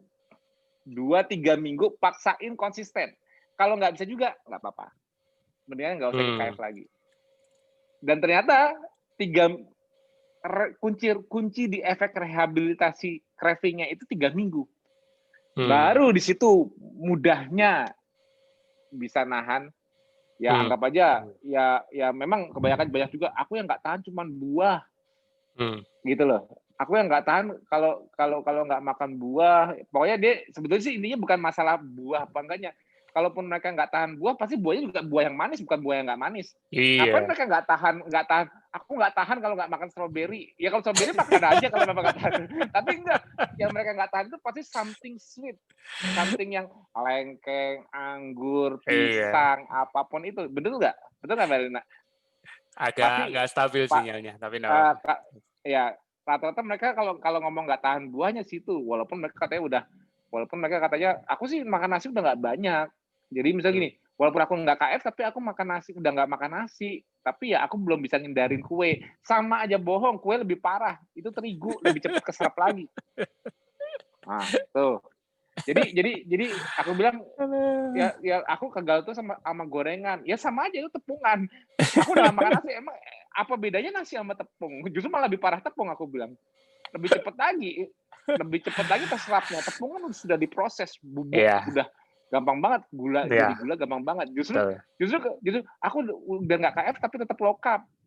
Low carb apa? Ya cuman makan kue doang tapi nasi enggak. Itu nggak low carb.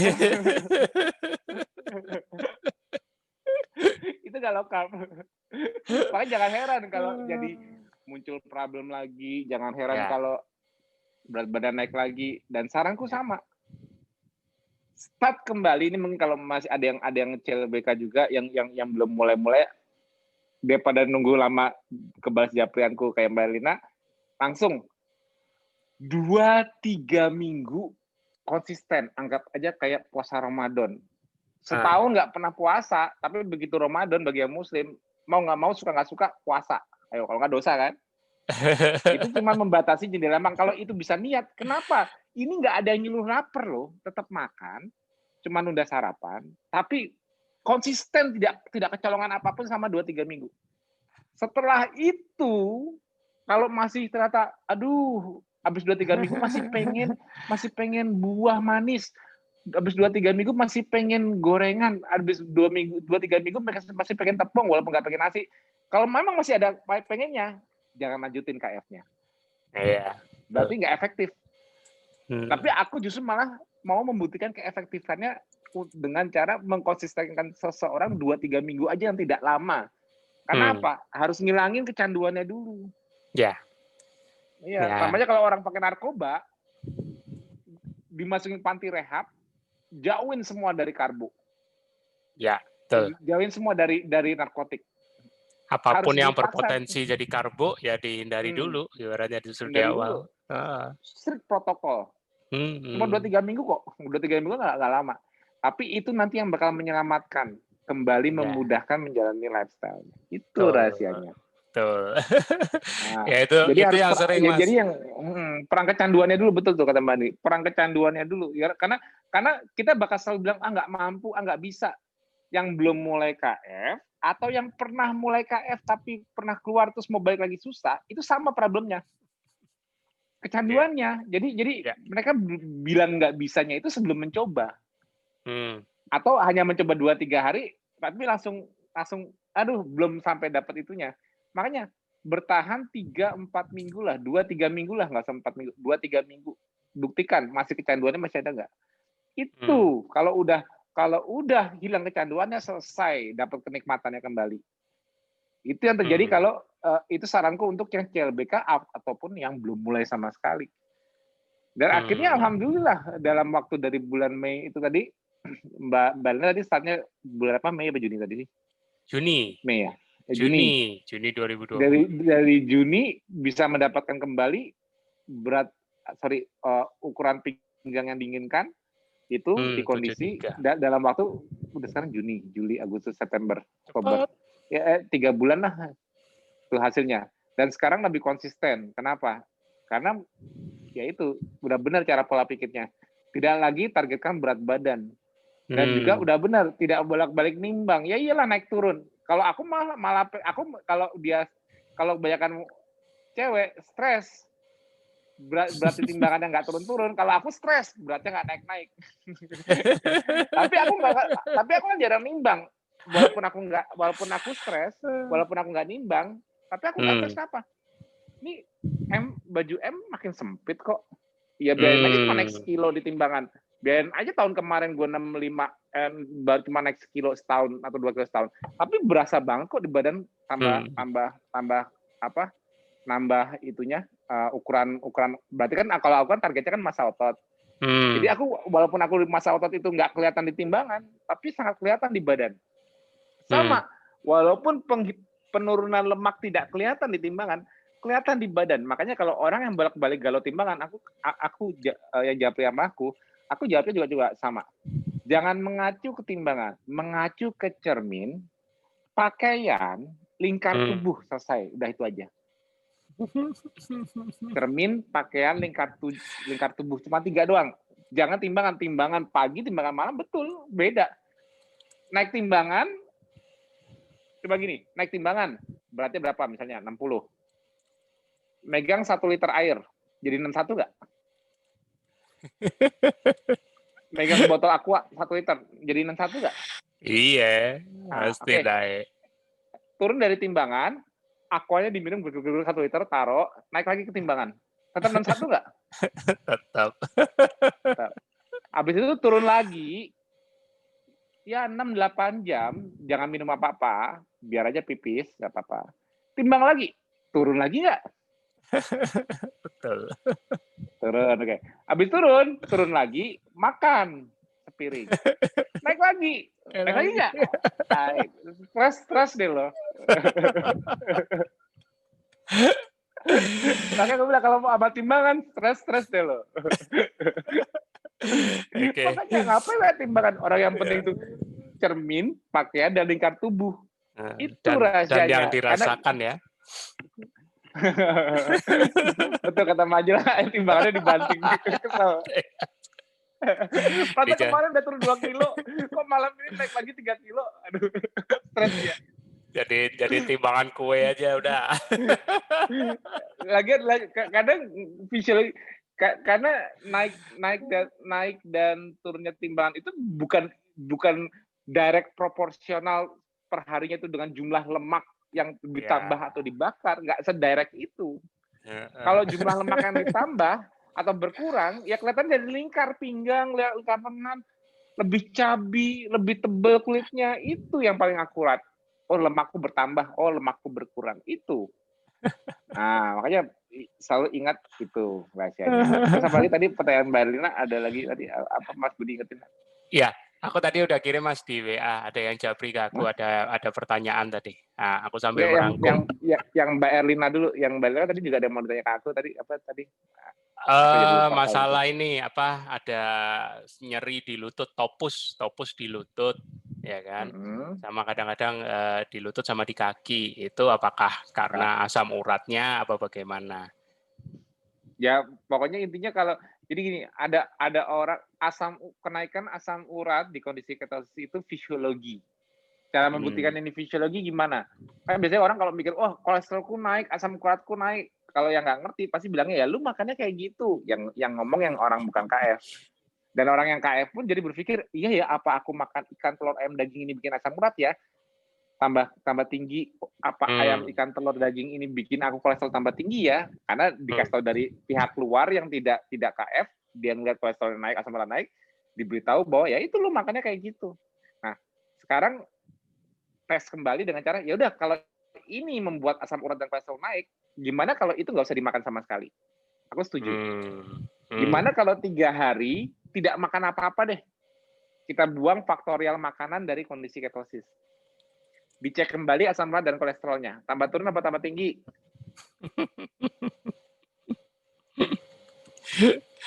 Ayo. Sudah pada ini ya. harus jujur. Tambah turun apa tambah tinggi? Ayo. Apa itu mundak? Nah, naik coy. Muda itu naik, Mas. Oh, sama ya. Ketahuan deh Raden Masnya gagal. Muda. Kalau lawannya turun. Oh, medun ya? Mudun. Saya lupa. Iya, padahal udah ingat. Nah itu, aku bilang, kalau faktorialnya naiknya asam urat dan kolesterol itu karena makanan, keluarkan makanan dari faktorialnya. Nggak usah makan sama sekali. Nggak makan itu sama aja tetap ketosis kok. Bisa turun nggak? Apa tambah naik? Nah, kalau mau nurunin, gampang. Masukin lagi karbo. Masukin karbo tanpa ikan, telur, ayam, daging. Atau ikan, telur, ayam, daging plus karbo. Turun nggak? Turun. Wong naik turunnya ngikutin insulin kok. Nggak ada hubungannya sama makanannya kok. Mau makan kolesterol seabrek, kalau insulinnya dinaikin, ya kolesterolnya bisa aja disimpan kalau belum metabolic syndrome ya. Kalau masih bisa nyimpen nambah gemuk, nggak kelihatan kolesterol di makanan. Kemana kolesterol di makanan ini? Ngumpet tuh di pipi perut paha. Di darah normal. Kan masih respon sama insulinnya. Tapi insulin diturunin, bleber. Keluar. Berarti yang kadar kolesterol dan asam urat itu kok ngikutin linear dengan basal insulin ya? Nah, itu rahasianya. Nggak ada hubungan makanan. Tapi di orang-orang yang punya sejarah asam urat sebelumnya, kenaikan asam urat yang bersifat fisiologi bukan patologi ini kadang bisa memicu asam urat yang lama kambuh. Ya, tapi dengan catatan bukan oh aku seumur hidup nggak pernah asam urat, gara-gara asam urat aku naik di KF aku jadi kena asam urat. Coba aku moto siapa? Nggak pernah punya gejala asam urat dari dulu sampai sebelum KF. Terus dia KF asam uratnya jadi 12 deh secara fisiologi, tapi malah jadi sakit asam urat. Coba siapa? Nggak bakal ada. Tapi lebih sensitif ke orang yang punya sejarah asam urat. Ya. Nah, saat itu terjadi gimana? Ya, saranku jalur detoksnya dilancarkan. Bantu tekan inflamasinya dengan turunkan level simpatetik nervous system-nya, bahwa tidur istirahat lebih banyak.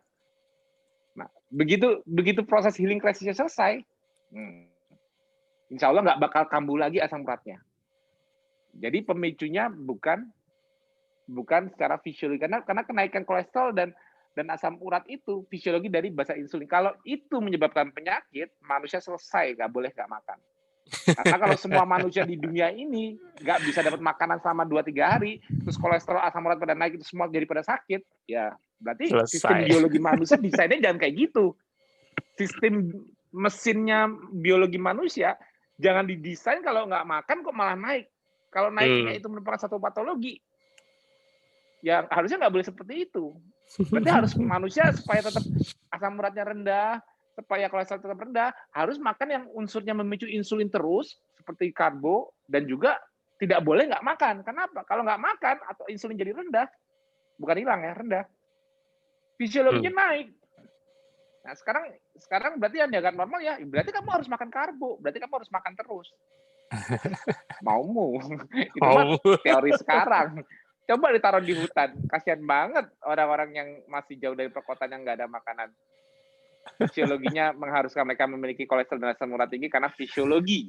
Karena nggak makan, karena insulin rendah, bukan karena makanannya. Jadi rubah dulu perspektif orang yang nggak mengerti KF, melihat KF itu secara fisiologi, jangan ngomong makanannya dulu. Nah, itu rahasianya. Itu rahasianya. Makanya kenapa di grup metabolic conditioning kita yang kita baru buat untuk para nakes ini banyak tercerahkan, coba kita ngomongin makanan nggak? Sama sekali. Ya, makanan pada saat yang udah jalanin nanya makan apa. Tapi untuk membuat mereka ikut KF, mereka ngertinya karena makanannya, apa ngerti karena fisiologinya dulu? Yes, itu dia. Itu rahasianya. Rahasianya, rasionalisasinya bukan di situ.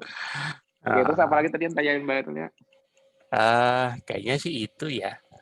Itu ya? Kayaknya sih itu, sebentar. Oh, sulit Mbak memperpanjang fasting padahal tidak lapar. Oh iya, sulit memperpanjang fasting. Ya, kan dia baru 3 bulan.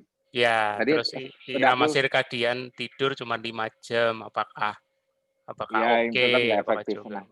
Nah, yang aku bilang, makanya aku juga sering bilang di grup metabolic conditioning, yang mempengaruhi kita susah untuk menahan nggak makan, stres level tinggi. Disebabkan oleh salah satunya, ya memang stres itu sendiri, kita stres, atau stres akibat kita kurang tidur, itu salah satunya. Nah, salah satu triknya benar, olahraga di pagi hari atau aktivitas fisik yang sibuk, ya sibuk. Nah ini sibuk. Nah ini di arus CLBK yang ratusan kemarin itu awal-awal pandemi itu juga aku kasih kayak gini. Mereka juga bilang, tapi susah Mas, aku tuh nggak bisa kalau nggak sarapan, aku nggak bisa nggak kepikiran karbo. Yang membuat yang CLBK ini susah itu kenapa? Karena mereka masih ada craving-nya, mereka kepikiran. Jadi gimana triknya selama 2-3 minggu yang aku suruh konsisten itu? Triknya, begitu mulai 2-3 minggu untuk menghilangkan kecanduannya supaya ini konsisten, cari kesibukan.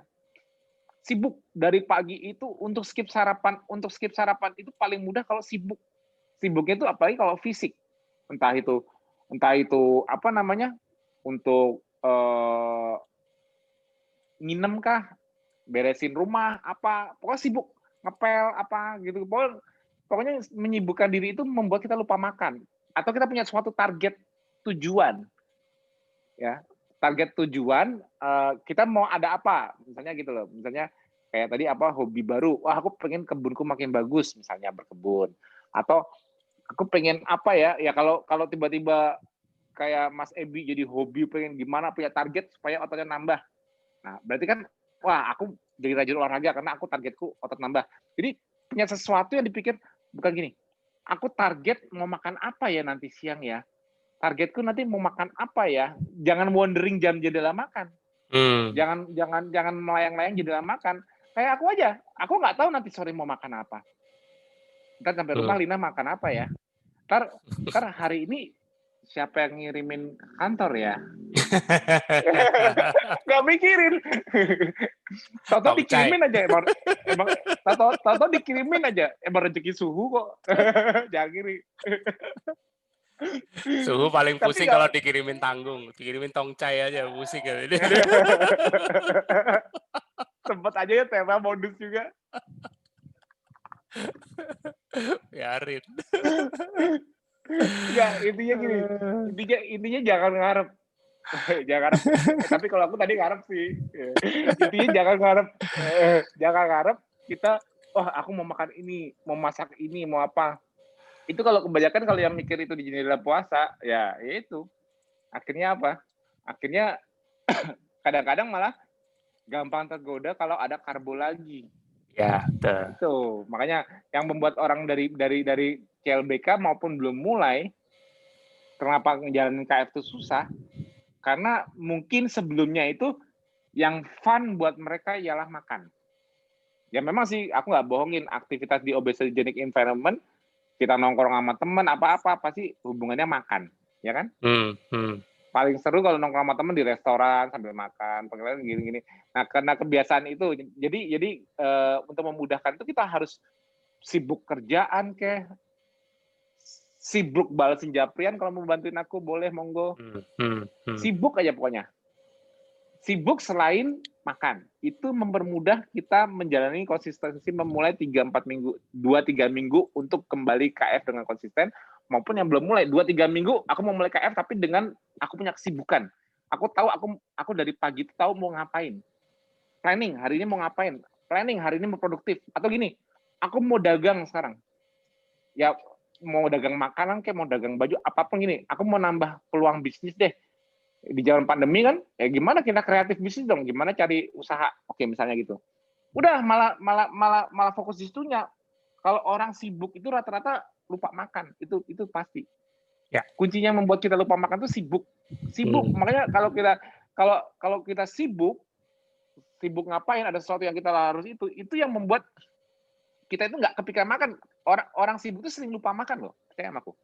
Nah itu jadi tipsnya itu yang aku kasih kemarin ke yang banjir CLBK itu juga sama, aku kasih tips itu. Tipsnya sibuk. Kalau 2-3 minggu dianggap sulit, aku suruh sekalian sibuk.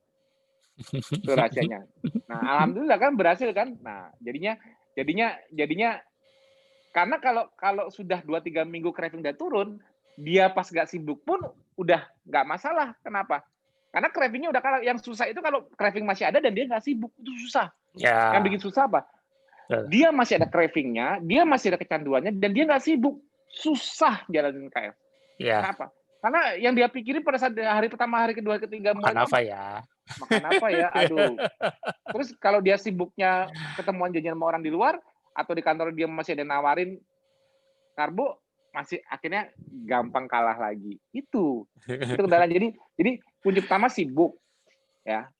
Terus yang utama juga tidur bagus, karena kalau tidur nggak bagus, stres berlebih di tubuh itu bisa memberikan lapar fiktif.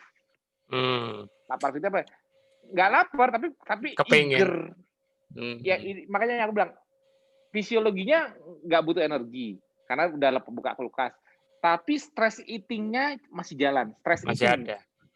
Stres pengen ngemil. Dia nggak apa pengen ngemil, pengen apa untuk nenangin pikirannya. Ya. Itu. Betul. Nah, jadi tidur bagus. Nah, tidur bagus itu juga korelasi dengan manajemen stres bagus.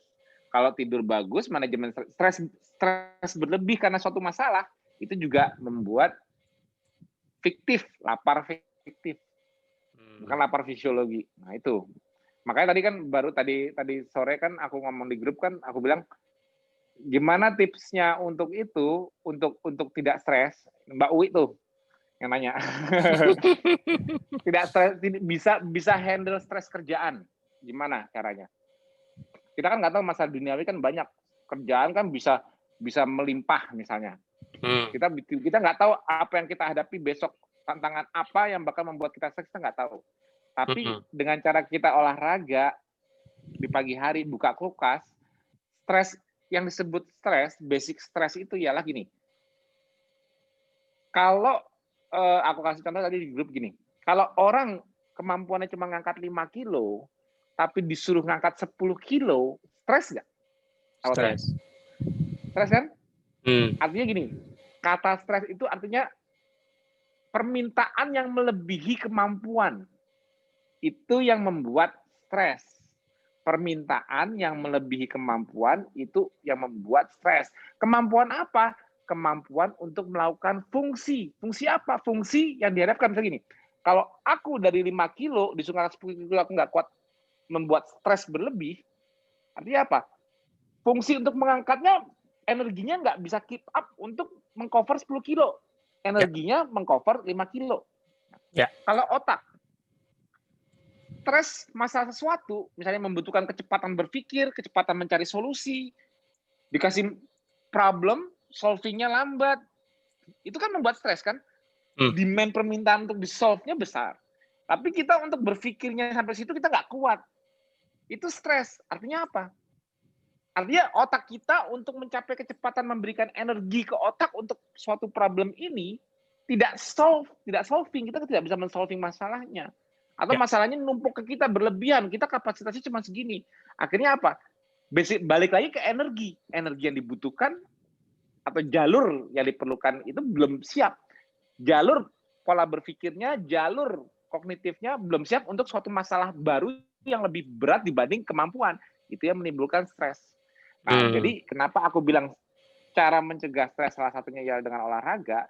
Kalau ujung-ujungnya basicnya dari sistem biologi manusia untuk mengenali, mengidentifikasi suatu stres yang muncul ialah energetik alias bioenergetik, alias ada fungsi yang lebih dari kapasitas, berarti kemampuan menghasilkan energinya tidak sesuai dengan kapasitas.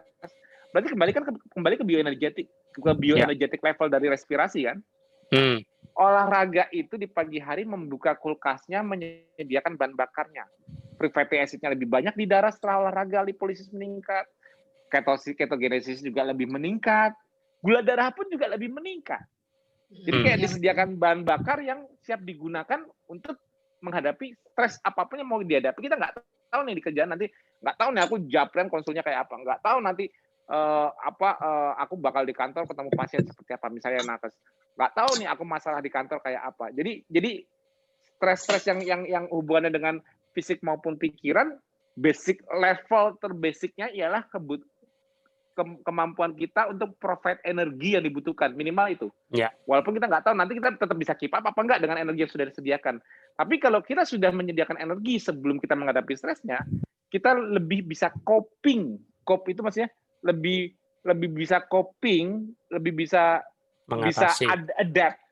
adaptasi dengan stres yang diberikan. Jadi kalau aku nggak olahraga, aku stres banget nih dengan masalah A.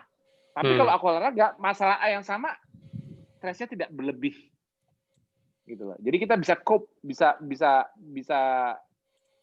mengatasi. Ada stres, bisa tak kasih jawabannya. Jawabannya itu ialah mengasih fungsi untuk memberikan jawaban. Fungsi ini didukung oleh bioenergetik. Ada bahan bakar untuk digunakan. Nah itu manajemen stres via kenapa makanya itu fisiologinya kenapa aku bilang bolak-balik di sini aja. Kalau olahraga bagus, manajemen stres bagus. Tidurnya juga bagus. Kalau tidur bagus, semangat untuk olahraga juga bagus. Manajemen stres juga bagus. Kalau manajemen stres bagus, tidurnya juga bagus, olahraga juga semangat. Kan bolak-balik di tiga ini terus. Ya, muter di situ. Kan dia berhubungan. Jadi kita 5 pilar itu kan fasting on ketosis. 3 ini pendukungnya, dia bolak-balik di situ terus. Kalau kita stresnya kok berlebihan, apa olahragaku yang kurang, apa tidurku yang nggak bagus. Kalau tidurku kurang, apa olahragaku nggak bagus, apa aku terlalu banyak pikiran. Kalau aku misalnya aku malas olahraga, apa aku tidur nggak bagus, apa aku banyak pikiran. Ya jadi ya memang bulat dari 3 itu ketemu nanti. Oh ternyata aku harus fix di sini. Oh iya ketemu. Jadi 5 pilar itu kenapa jadi fondasi kita di KF, karena sebetulnya kalau mau dicari-cari jawaban fisiologinya ketemu di 5 pilar itu lagi. Nah itu rahasianya. Oke. Kayaknya Mbak Elina mau nanya nih. Silakan Mbak Elina. Ya, moga-moga. Ya, Mas Tio, aku kan tahunya kalau kita KF itu ada healing krisis ya. Aku suka penasaran benar dengan itu. Kalau aku alhamdulillah nggak harus ya. Salah. Nggak harus ya. Healing crisis itu aku udah sering jelasin di TFA sebelumnya. Healing crisis itu identik dengan masalah yang dimiliki sebelumnya. Dan walaupun memang ada masalah sebelumnya, healing crisis nggak harus bergejala. Jadi rumus dasar healing crisis itu ialah secara fisiologi yang mungkin para nakes, mudah-mudahan banyak nakes yang nonton, para nakes pelajari mungkin ialah Herxheimer reaction. Herxheimer reaction itu di pertama kali diidentifikasi oleh namanya Herx apa gitu. Dia itu melihat efek dari antibiotik dalam dosis besar atau apa gitu yang bisa membuat bakteri mengalami die off, patogen mengalami die off. Kalau karena dosisnya digedein, makanya makin banyak die off yang terjadi di tubuh. Die off-nya ini memicu respon imun jadi inflamatori, akhirnya muncul gejala, entah itu rash, gatal-gatal, entah itu gejala simptomatik, demam, entah itu mialgia, entah itu lewat jalur mukosa, misalnya sariawan, sebagainya. atau biasanya juga gastric symptom, biasanya jadi mual, nggak nyaman, itu semua terciri pada saat seseorang mengalami die-off dari patogen akibat antibiotik yang diberikan. Itu secara klinis yang dipahami oleh para nakes. Tapi ternyata bukan itu saja. Respon imun tidak spesifik hanya untuk membereskan kehancuran dari patogen. Karena seperti basic imunologi aku jelaskan, pattern recognition receptor dari sistem imun mengenali patogen associated molecular pattern, artinya pattern molekuler yang mirip patogen associated molecular pattern, atau damage associated molecular pattern, DAM. Ini cara imun kita bekerja untuk membersihkan impurities, debris, toksin di tubuh kita. Jadi kalau jumlahnya di darah itu retensi dalam jumlah besar kayak die-off tadi, itu akan memicu respon imun inflamatori. Outputnya di mana sesuai dengan problem lamanya biasanya. Nah, tapi kan Mas, Alzheimer kan untuk bakteri. Kalau misalnya ada nakes yang nanya gitu. Alzheimer kan untuk bakteri, apa hubungan sama healing crisis? Sama. Bedanya kali ini bukan bakteri yang kamu hancurkan. Ya bisa aja dia ada infeksi yang nggak kelihatan misalnya. Tapi yang terutama pada saat seseorang itu ada masalah kesehatan, efek dari fasting dan tidak makan karbo ialah apa? Seleksi. Sel yang bagus bertahan. Sel yang nggak bagus, lu efisien, perbaiki respirasinya, atau lu out, apoptosis, hancur. Nah. Sel yang jelek, lo hancur, mau masih bertahan, lo regenerasi respirasi, tapi kalau aku regenerasi respirasi, aku harus bersihin dalam ruanganku dulu nih, kotor. Oh ya udah, autofagi. Pas di autofagiin, nggak semuanya bisa dipakai jadi bahan baku. Ada yang nggak bisa dipakai, ya udah, keluarin eksositosis, keluarin ke darah. Artinya toksik, jadi nggak bisa di-recycle di autofagosom, nggak bisa di-recycle di lisosom karena hasilnya bukan bahan baku seperti kolesterol, amino asid, glukosa. Ini suatu bentuk protein yang sudah rusak atau toksik. Buang ke sirkulasi. Itu namanya detox di level sel, eksositosis. Buang. Itu salah satu sumber dari mana yang memicu damage associated molecular pattern itu seperti itu.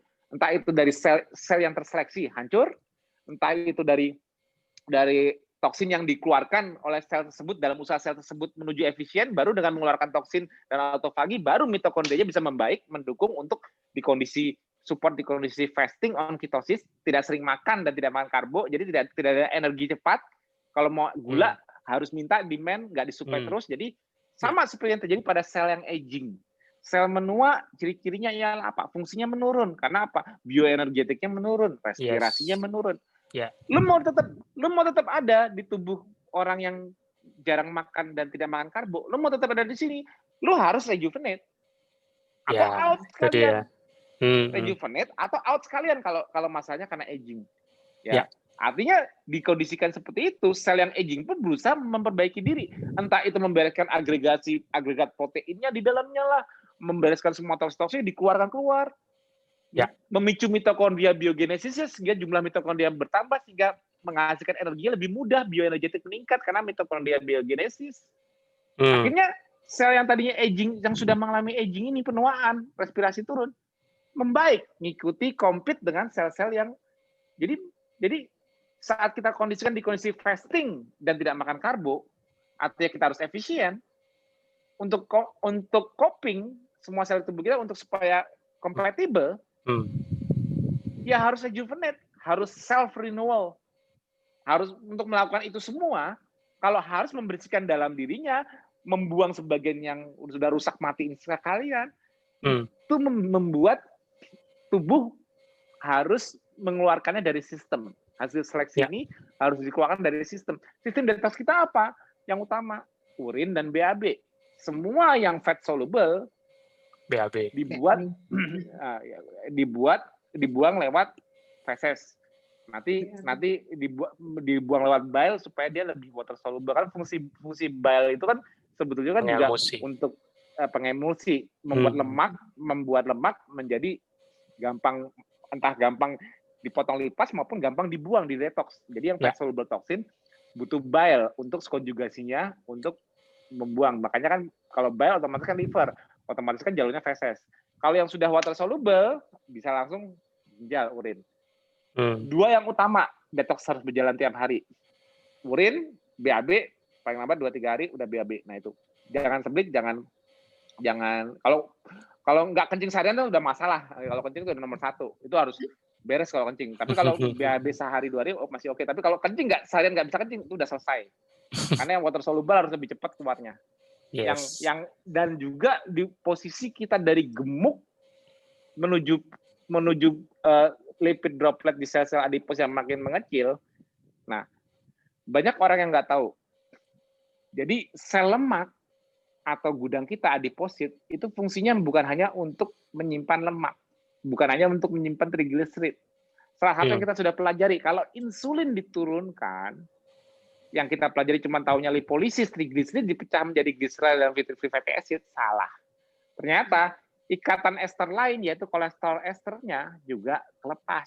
Sehingga kolesterolnya efflux ke HDL. Ya. Makanya kalau kita insulin makin rendah, kolesterol juga meningkat. Jadi salah satu fungsi lipid droplet ternyata bukan hanya menyimpan trigliserid, tapi juga kolesterol. Ada lagi fungsi lainnya. Menyimpan lipid soluble vitamin. Contohnya vitamin D. Vitamin D, kalau yang berlebihan, sebagian disekresikan keluar, sebagian lagi juga disequester ke lemak. Jadi sel lemak kita, adipose tissue, itu juga jadi organ penyimpanan fat soluble vitamin sementara yang bisa dikeluarkan di kondisi. Contohnya, kalau kita fasting, kan nggak mungkin dong kita dapat vitamin dan mineral dari mana. Kita dapat vitamin dari mana kalau kita lagi fasting? Oh, nggak ada makanannya kok. Belum makan sumber hewani kok. Ya itulah, semua kebutuhan dipenuhi oleh gudang, karena gudang tempat penyimpanan sementaranya. Kalau yang nggak fat soluble kayak vitamin C, di-recycle. Artinya gini, vitamin C dijaga redoxnya oleh sistem glutathione system. Dijaga redoxnya oleh NADPH. Ini nanti aku nggak jelasin hari ini karena makin panjang. Kenapa?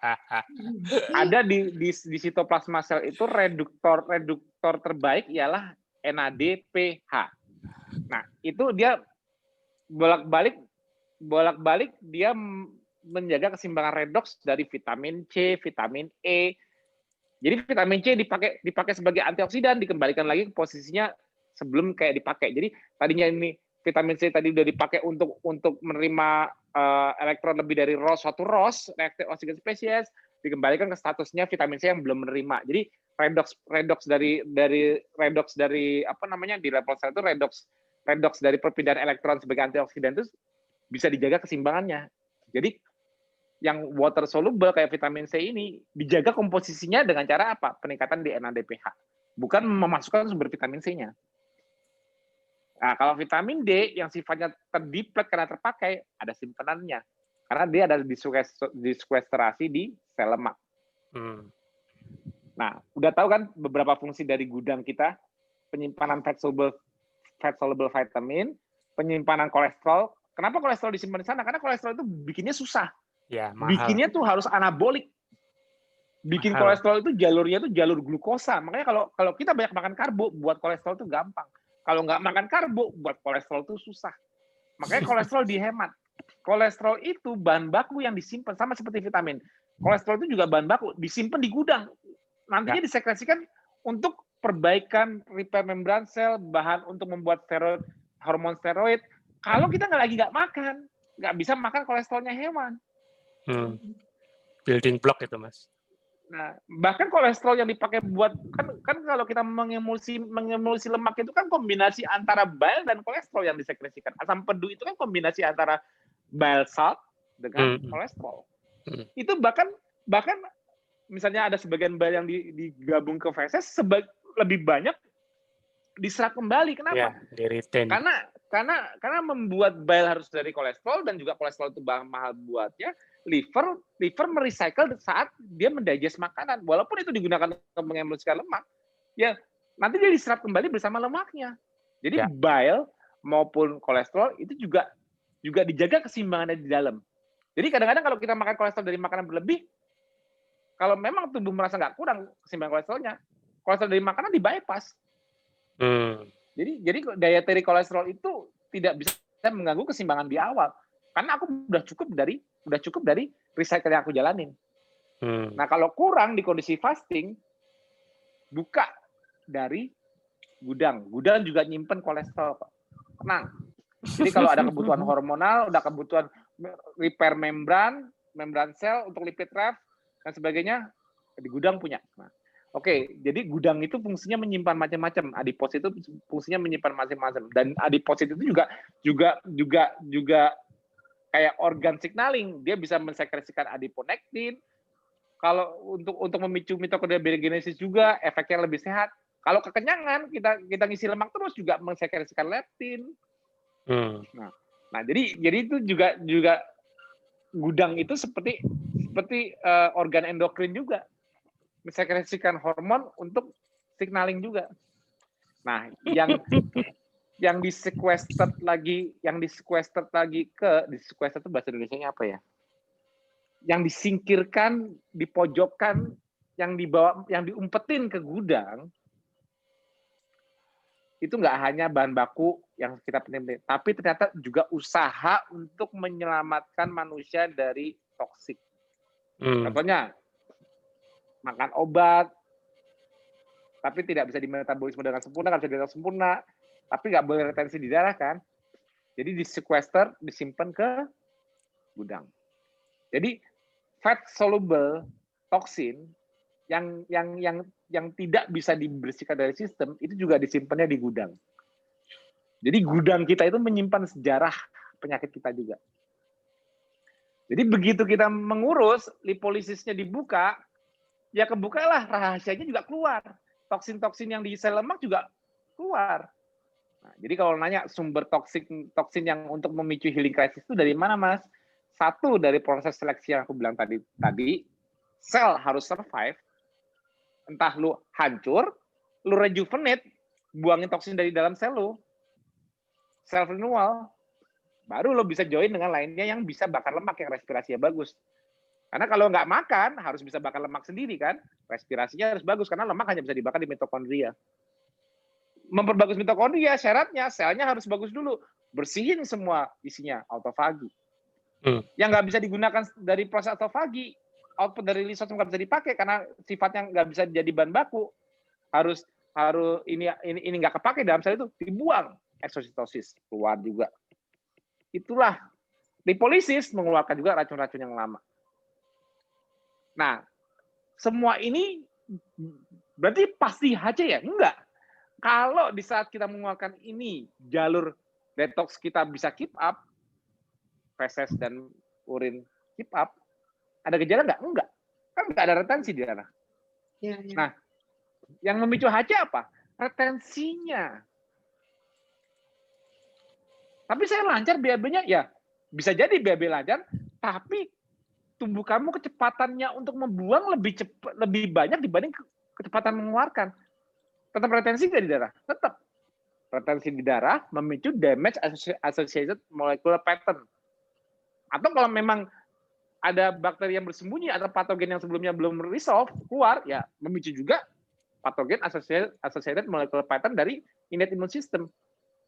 Akhirnya mereka mensekresikan sitokin, akhirnya jadi inflammatory response. Di mana lokasinya? Ya aku nggak tahu.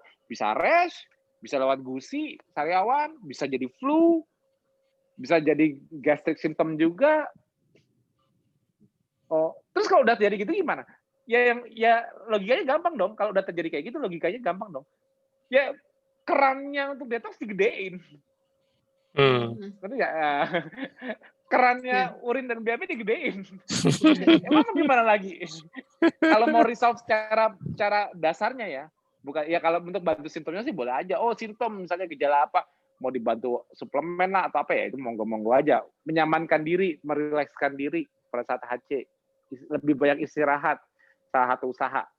Tapi intinya HC tidak berlangsung terus apa? Kalau udah nggak ada retensinya, kalau kerannya udah kebuka sempurna, selesai kan? Nah itu, jadi kita harus bisa lihat secara fisiologinya juga apa itu healing crisis. Kalau yang nggak ngerti, nggak bisa jelasin fisiologi kayak gini, ya paling mentoknya di Herxheimer. Ah nggak percaya aku sama healing crisis.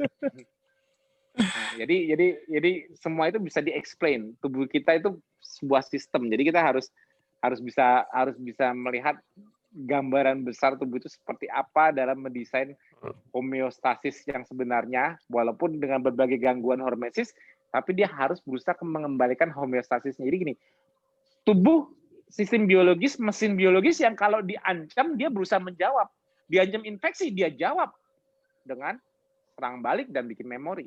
Diancam dengan tidak makan, dia harus bisa adaptasi untuk mengefisiensikan populasi di tubuhnya, ekosistem tubuhnya dibikin efisien semua supaya dan bisa mengakses backpack-nya dia sendiri, yaitu sel lemak. Fasting itu kan sebuah challenge.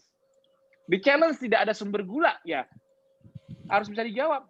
Diefisiensikan penggunaan gula bagi yang perlu-perlu aja. Kalau butuh gula, dibuat berdasarkan demand. Yang lainnya, fat burning mode. Dijawab kan, nggak tubuhnya nggak kolaps, tubuhnya nggak kalah kan. Nah, itu juga yang menarik aku. Pertanyaan awal tadi aku sempat ke atas tapi sambil dengerin Mbak Erlina ada baca artikel apa tuh tadi yang membuat defect di bayi apa spinal divida. Ketemu artikel yang bahwa kalau low carb termasuk keto, artikel apa jurnal? Kalau jurnal bisa, kalau itu jurnal bisa aku bantai. Kalau artikel aku nggak mau jawab. Itu biasanya cuman yang bikin ya antara sorry ya, kebanyakan sih gizi dan sebagainya. Tapi kalau itu jurnal kasih aku bantai jurnal. Hah? Kasih ke aku, Mas Center, aku share ke Mas Cir deh. Spina bifida gitu loh. Aku kasih flow-nya di mana. Tadi aku Mas Harun juga ngirimin aku artikel merujuk ke eksperimen tikus, di mana apa? Tikus yang dalam kehamilan kalau dikasih diet ketogenik itu mengalami masalah. Ya iyalah, kenapa? Karena rasio yang digunakan di eksperimen itu, aku nggak tahu artikel apa jurnal Mbak ya, tapi jurnal yang dikasih sama siapa? Sama Mas Harun, tadi aku ngobrol tadi siang, itu merasiokan 4:1.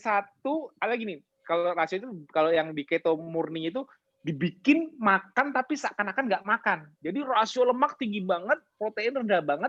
Jadi kayak kita kan tujuannya ketogenik itu kan membuat kan kita seakan-akan nggak makan. Jadi kan efeknya supaya ketonnya tinggi terus itu kan supaya kita kan orang anak-anak keto itu kan dibikin lemaknya tinggi banget. Jadi seakan-akan kayak pakai body fat terus, tapi proteinnya kecil atau karbohidrat kecil banget.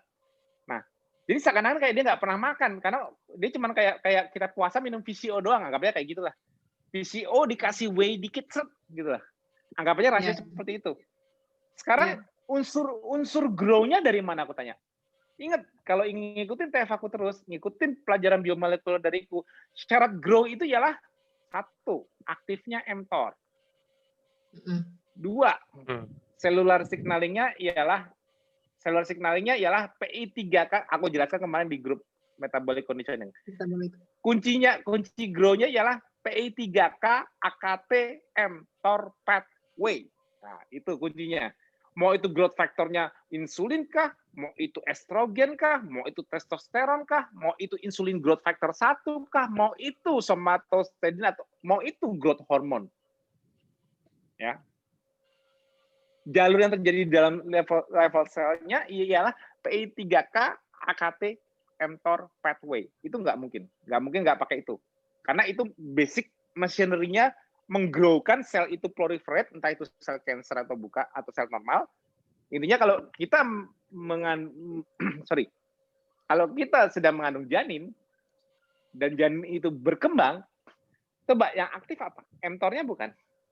Ya jelas lah. Makanya begitu aku lihat konsep penelitiannya dilakukan di tikus, ya iyalah. Ini mah gimana diizinkan bisa grow? Habis diizinkan pembuahannya, proses grow-nya dikasih diet yang tidak mengizinkan untuk mengalami respon mendapatkan grow dari PI3K, AKT, mTOR pathway-nya. Kenapa? Berarti butuh karbo dong Mas untuk memicu insulin. Aduh.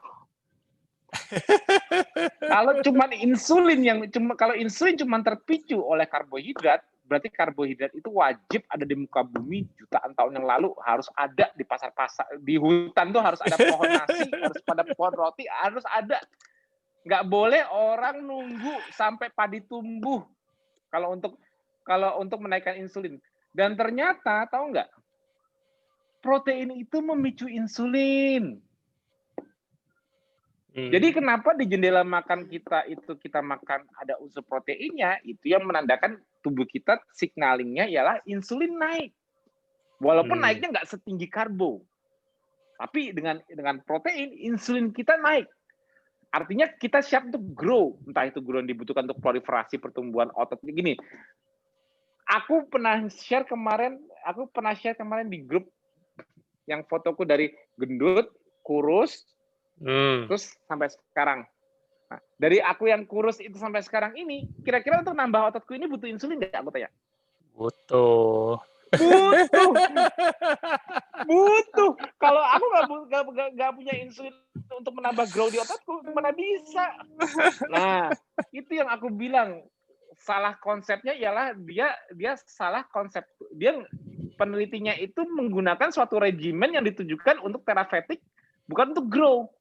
Mana ada bumil busui yang protokolnya puasa panjang terus protein dikurangin? Nggak ada. Kalau protein kurang di busui selesai dia asi nggak kuat. Kalau ibu hamil protein dibatasin selesai dia pasti ada masalah di pertumbuhannya. Karena unsur grow-nya dibatasin. Aku belum baca. Aku udah baca yang dari Mas Harun. Tapi aku belum baca dari Mbak. Tapi aku tahu pasti ketemunya sama ujungnya penelitiannya. Pasti aja. Karena kalau dia makannya tidak dibatasin secara baik kalori dan dia proteinnya tidak dibatasin, bohong kalau nggak sempurna. Karena kalau tetap harus ada gula lebih, gula dari liver nggak cukup. kan ada karbohidrat itu kan ujungnya makronutrisi kan karbohidrat kan gula. Yang esensial yang nggak bisa diproduksi manusia itu kan 9 amino asid. Terus sama lemak 2 fatty acid. Jadi apapun struktur kehidupan di muka bumi, di dalam darahnya tuh harus ada gula, ya bener dong. Gula dan gula esensial nggak? Kalau di dalam, aku nggak ngomong dari makanan ya. Gula di dalam tubuh esensial nggak? Esensial dong. Di dalam tubuh. Penting. Ya kan? Penting. Amino asid lebih penting lagi. Kenapa? Ya, walaupun ada 22 jenis amino asid, ada 9 yang nggak boleh kurang karena kalau nggak dapat dari makanan selesai. Fatty acid juga ada 2 yang penting walaupun ada 3 totalnya. Tapi ini penting kenapa? Nggak bisa disterilisi sendiri. Oke. Kalau 3-3-nya penting, mana yang dari makanan penting? Ini kan di dalam tubuh. Untuk proses pertumbuhan apapun butuh 3 ini kuncinya. Apa yang bakal mengganggu kalau nggak dimasukin dari makanan? Udah pasti protein wajib. Udah pasti lemak wajib. Nah, kalau untuk sumber gulanya, apa ya di alam yang bisa memberikan gula? Karbohidrat namanya, Mas. Oh, karbohidrat. Kalau nggak makan karbohidrat, gulanya nanti kurang, Mas. Yakin gula lo kurang? Makanya bisa buktiin kegagalan suatu sistem di tubuh kita untuk grow dan sebagainya cuman hanya kurang gula, merasa liver nggak cukup buat gulanya, buktikan ke aku. Itulah fungsinya engineering thinking. Aku bisa ngebantai semua jurnal karena itu. Karena sebelum melakukan tesnya itu karena sistemnya aku tahu banget. Nggak mungkin dalam satu sistem itu kekurangan gula dalam tubuhnya. Orang bisa demand kok. Bisa dikasih bahan baku untuk buat gula. Yang memaksa suatu sistem biologis itu harus dapat gula langsung supaya sempurna terjadinya. Contohnya kehamilan apa? Itu apa? Aku bisa buktikan banget kayak gitu. Pasti ada flow di cara penelitiannya. Nggak mungkin nggak. Karena dia mengganggu gugat sistem yang sudah ada. Harus bensin ini yang dibanyakin kalau mau numbuhin sesuatu. Nggak mungkin. Jadi aku bilang gula itu krusial penting, tapi nggak ada satupun syaratnya gula dari luar. Jadi kalau di dalam suatu penelitian bilang, oh karena nggak makan nasi, nggak makan roti, nggak makan mie, terus jadi ini. Aku udah nggak percaya duluan. Nah itu, ya mungkin di waktu itu Mbak ilmunya belum sampai kayak waktu udah baca buku metabolik. Benar Mas Tio. Jadi kalau Mbak udah ketemu aku ikut KF cuman buat turun berat badan doang. Nah kalau orang yang mau jatuhin KF dan kayak gitu habis sama aku. Oke, Mas, kita sudah over 15 menit. Oh iya, sorry. Terlalu semangat. Aku mau putus tadi kayaknya kentang banget, kasihan Mas Tio. Tapi yang pasti nggak sampai pesannya. Iya, tapi yang pasti grup ini masih akan bisa dilanjut ya. Ini menunjukkan begitu banyak yang masih bisa dibahas ya. Ya, Tapi thank you untuk Mbak Elina ya, sharingnya tadi sangat memberkati ya, up and down-nya walaupun CLBK, tapi tetap bisa kita terima kok. Mudah-mudahan ini kan yang salah satu yang japri CLBK yang akhirnya muncul di TEVA. Mudah-mudahan yang nggak muncul di TEVA, yang ratusan kemarin aku balasin dengan cara yang sama, bertahan 2-3 minggu, sibukkan diri, semua sesukses Mbak Erlina, mudah-mudahan. Jadi makin banyak yang kemarin CLBK sukses. Mas Tio, itu linknya tadi yang jurnal aku udah nemu, aku udah kirim ke WA, nanti monggo dibantai. Dibahas di grup aja. Kita bahas di grup metabolic conditioning. Ya, boleh. Oke, terima kasih buat semuanya ya. Kita sampai di penghujung acara walaupun agak terlambat karena ya begitulah, begitu banyak ilmu yang masih bisa dibahas. Terus jangan lupakan masih ada TFA lagi hari Jumat dan jangan lupa SFH di hari Minggu. Pastikan teman-teman sudah tergabung di grup WA SFH. Untuk besok aku akan broadcast untuk link registrasinya. Oke, selamat malam. Terima kasih.